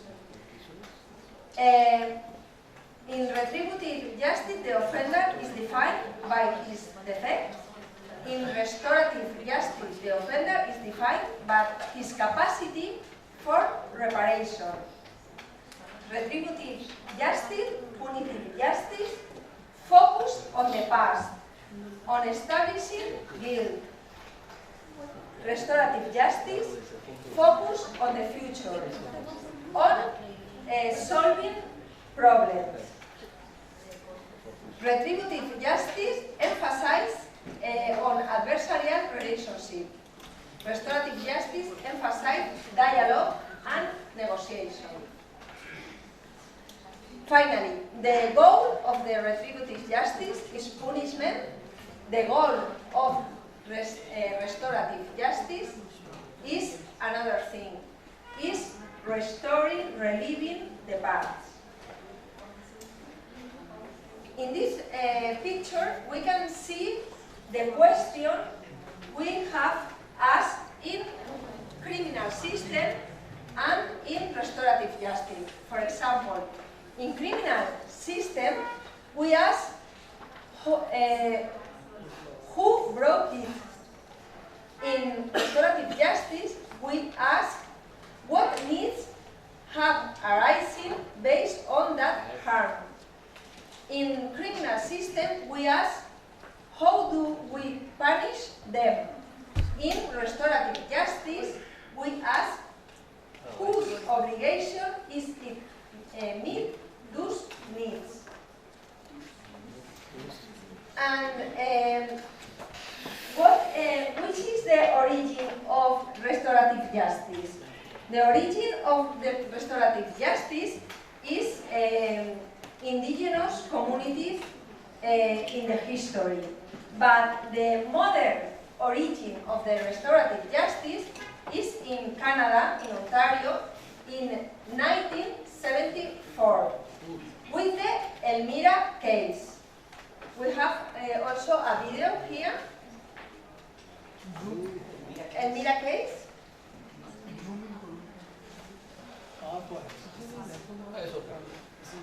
Es que no es la última versión también. Pero lo tienes en el... Lo tienes grabado en el... I continue. In this case, two intoxicated teenagers damaged numerous properties in this white town in Ontario. The usual consequence will be... Yes.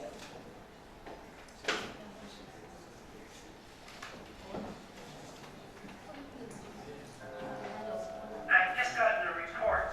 Two young men who had gone through the town of Elmira had 22 tons of muffle damage. It's been a path of destruction through the town, slashing tires, smashing windows, just up one street down the next.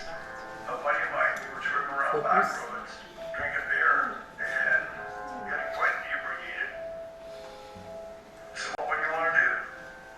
The buddy said, well, let's just go raise some hell. I said, okay. So I very flippantly said, wouldn't it be neat to have these guys meet their victims? And I said the way I would do this would be I would maybe put an addendum on the back saying I thought there could be some therapeutic value to have these offenders meet their victims. Well, we had talked about it, and he said, well, I'd rather go to jail. I said, well, you know what, going to jail would be the easy way out. We wouldn't have to meet the people. This is going to be harder than going to jail. The probation officer would always go and talk to the judge. He said, what's this you had here about having to meet your victims? And I said, oh yeah, well, it was just a thought. He said, oh, sounds like a good idea, but I don't know if I have, if there's been any precedent. Finding places where it's been done before is what you use to justify doing it now.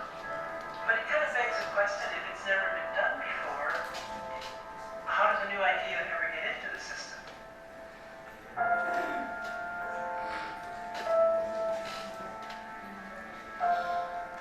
Okay. This is the origin of the modern restorative justice, and this is interesting because the teenagers, the usual consequence will be sent to jail, sent to prison. But with restorative justice, teenagers can apologize, can assume the harm, and that was good for the community, for the victim, and also for the teenagers, for the offender. Then they start to do programs with the victim-offender reconciliation, mediation, etc. And we have some papers that start to talk about restorative justice and criminal mediation. This is interesting because this author, Niels Christie, said that it is important to return the conflict to their true owners, to the victim and the offender. Also, we have this book. This is important, but I will go on because I have only 15 minutes more. And an important date in restorative justice is 1993. In that day, there were an International Congress of Criminology in Budapest. In this conference, the concept of restorative justice was established, and this concept is still valid today. Other congresses follow. The first experiences in penal mediation are in juvenile justice. But it is also necessary to take into account for the defense of the transition towards restorative justice, towards this mixed system, two factors: the crisis of the criminal justice and the crisis in the model of the resocialization policy. In Spain, for example, the crisis of the official model of justice we can see because in Spain, 48% of the citizens consider that justice works very badly. 24% think that it works neither well nor badly. At the end, 72% of the citizens consider that justice does not work properly. We can think about that. If the people think that the criminal justice don't work, we need to think and how to resolve that problem. And the second factor is that the resocialization policy does not work. Prison punishment does not resocialize the offender, or furthermore, prison punishment stigmatizes the offender. But how can we use restorative justice without a law? We have Spain and also Bangladesh has normative about restorative justice. This is the framework normative. It is important, this chapter of human rights. In 1945, Article 35 provides for the resolution of disputes through negotiation, mediation, or other peaceful means. It is important also this resolution that encourages experimentation in the field of criminal mediation. Also, this resolution, but at the end, the goal number 16 of the 2030 agenda promote just and peaceful society.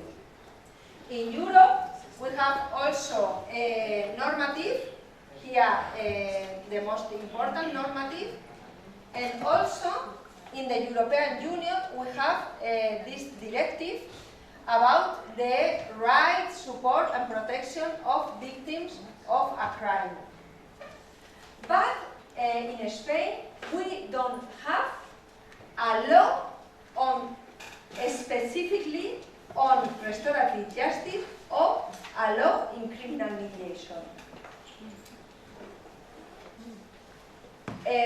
Criminal mediation is one practice in restorative justice, but there is other practices. There is restorative conferences. I don't have time to explain that, but in restorative conferences there is consists in bringing together offender, victim, and more people, advocates, family of the parties, etc. And also there is restorative cycles, are similar to the conferencing, but the characteristic is the cycle shape.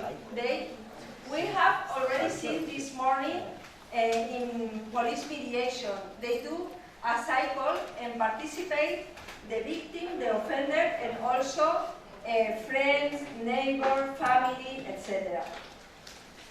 But mediation is the essential piece of restorative justice. And the question is, should be possible criminal mediation? The answer is yes. Therefore, I'm here. Okay, what is criminal mediation?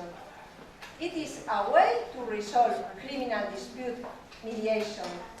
It is the parties themselves look for a mutually satisfactory agreement. That is, in criminal mediation, parties try to obtain an agreement of mediation. It is important that mediator help the parties, but mediator does not impose solution. The parties use dialogue. Dialogue is always important in mediation. And in Spain, criminal mediation is linked to the process. We have intrajudicial criminal mediation. Okay, we have already seen the advantage and disadvantage very quickly. Advantage, gratuity. Sometimes it's free, sometimes you have to pay but less than a process. Flexibility in the structure, place, type of meaning, etc. Briefly, acceleration. Average time is 1 or 2 months. Communicative profile. And promoting a culture of peace.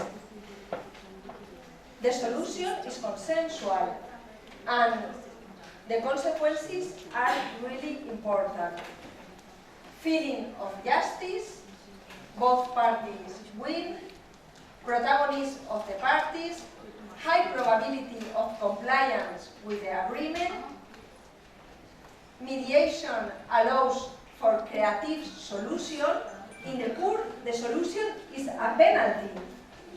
With the mediation, the solution could be whatever. Possibility of starting future dialogue within the parties and prevent future offences. But also, criminal mediation have inconveniences. Loss of time if mediation is unsuccessful, feeling of frustration if mediation is unsuccessful, and a problem is that we need a law about mediation, a criminal law in mediation, because mediation, criminal mediation without law is not really safe. We need a law to apply mediation with guarantees. Do you understand me? Yeah? Okay. Principle and guarantee of criminal mediation, you know. Voluntarily, you go to mediation only if you want to. Guarantee of autonomy, that means that you go to mediation if you want, but your decision is because you have information about what is mediation, what are the consequences, etc. Bilaterality, two parties, equality of parties, we saw this morning, impartiality of mediator, neutrality, mutual respect, and duty to cooperate, principle of flexibility, and this is important, principle of complementarity. Mediation does not imply privatization of criminal justice. We have criminal mediation and also the criminal process, because we have criminal mediation intrajudicial in the judicial process. Okay, confidentiality, all documents, all in mediation is confidential. Parties cannot use mediation to obtain information and then go to the court. All in mediation is confidential. Guarantee of the protection of the victim. Mediation is possible only when there is no risk of secondary victimization, repeated victimization, intimidation, or when mediation must not cause material or moral damage to the victim. And the last principle, the last guarantee is, you know, in the criminal process, the victim, the offender has the presumption of innocence. You know that, yeah? In mediation, in criminal mediation, the offender has also presumption of innocence. Need be treated as innocent during criminal mediation. And guarantee of reparation. The reparation can be different types: economic, moral, therapeutic, symbolic, etc. What happened in Spain Mr. Goswami, I have 10 minutes? Yes, 10 minutes? Okay. Does restorative justice work in Spain? We only use, in criminal matter, we only use criminal mediation, not conferencing or cycle, only with police mediation. But we don't have a criminal mediation law. So, how can we do it without a law? This is the legislative framework. Some articles in this law speak about mediation, but we don't have a law of criminal mediation, only some articles. Okay. What happened? And here, okay. How we do criminal mediation? We do because in 2009, the government of Spain designed a plan to modernize justice system. In this plan, promote use of alternative mediation, alternative dispute resolution, and how promote its use?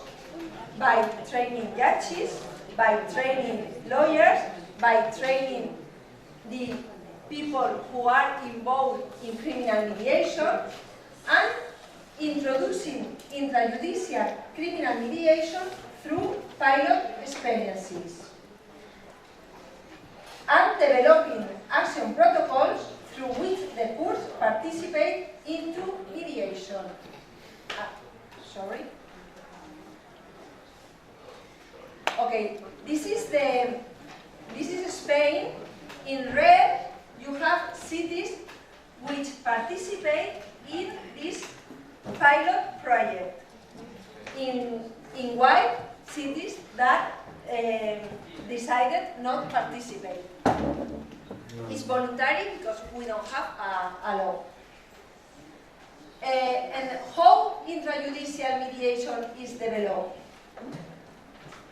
Is the judge who send the procedure to mediation on its own initiative or at the request of the parties. And mediation procedure is developed in several sessions.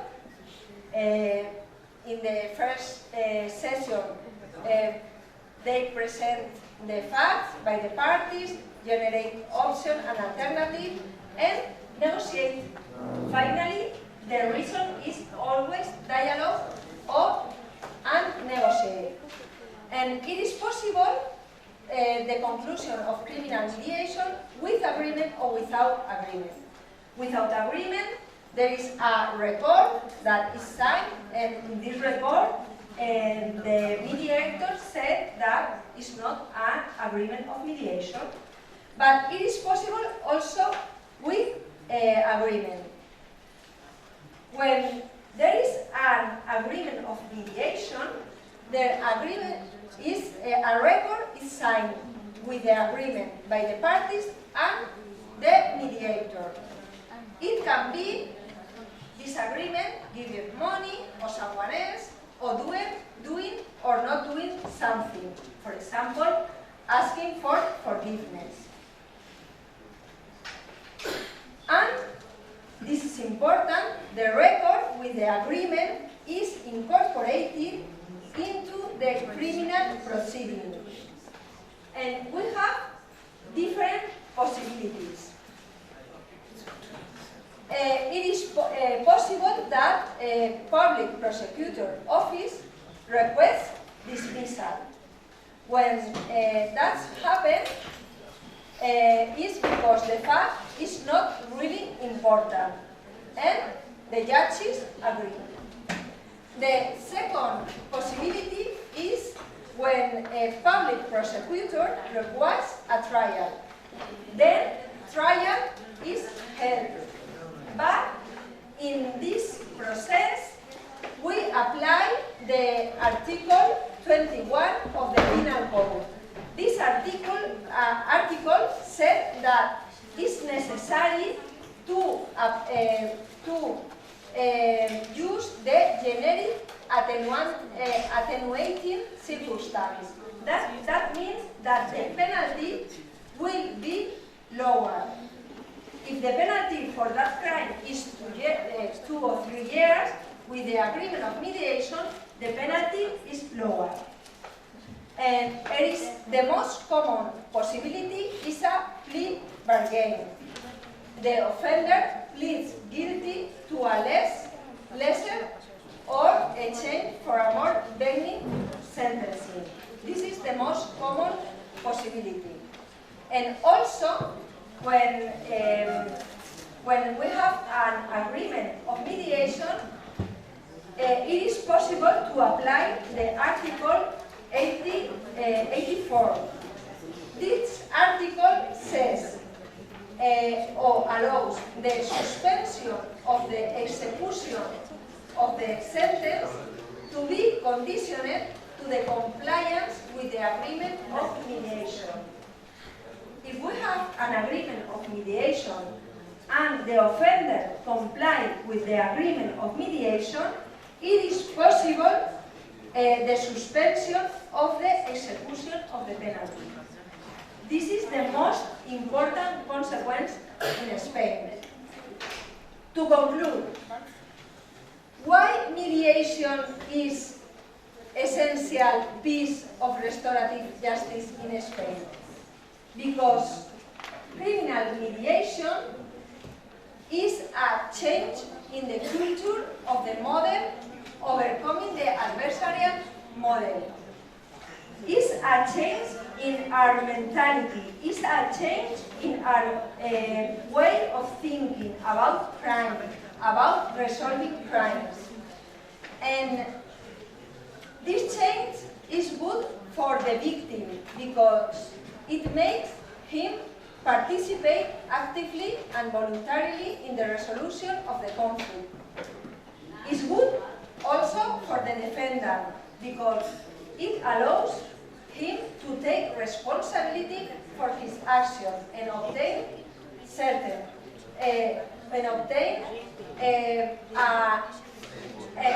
and he can remorse, ask for forgiveness, etc.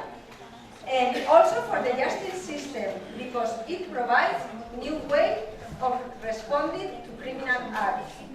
And for society, because it brings justice closer to the citizen. It makes it more human and reduce doing more crimes. And the second factor is because we have pilot projects have been developed for almost 2 decades, and the results are always good results. And thank you very much for your attention. Here you have my email if you need something or you have some questions or everything. Thank you very much. Publicly open আছে join করুন, এখানে সব ছবি পেয়ে যাবেন। আপনি যে ছবি আপনি তুলেননি বা তুলতে ইমপ্লেন্ট করেননি সেটাও পেয়ে যাবেন র্যান্ডম ছবিগুলো। Thank you.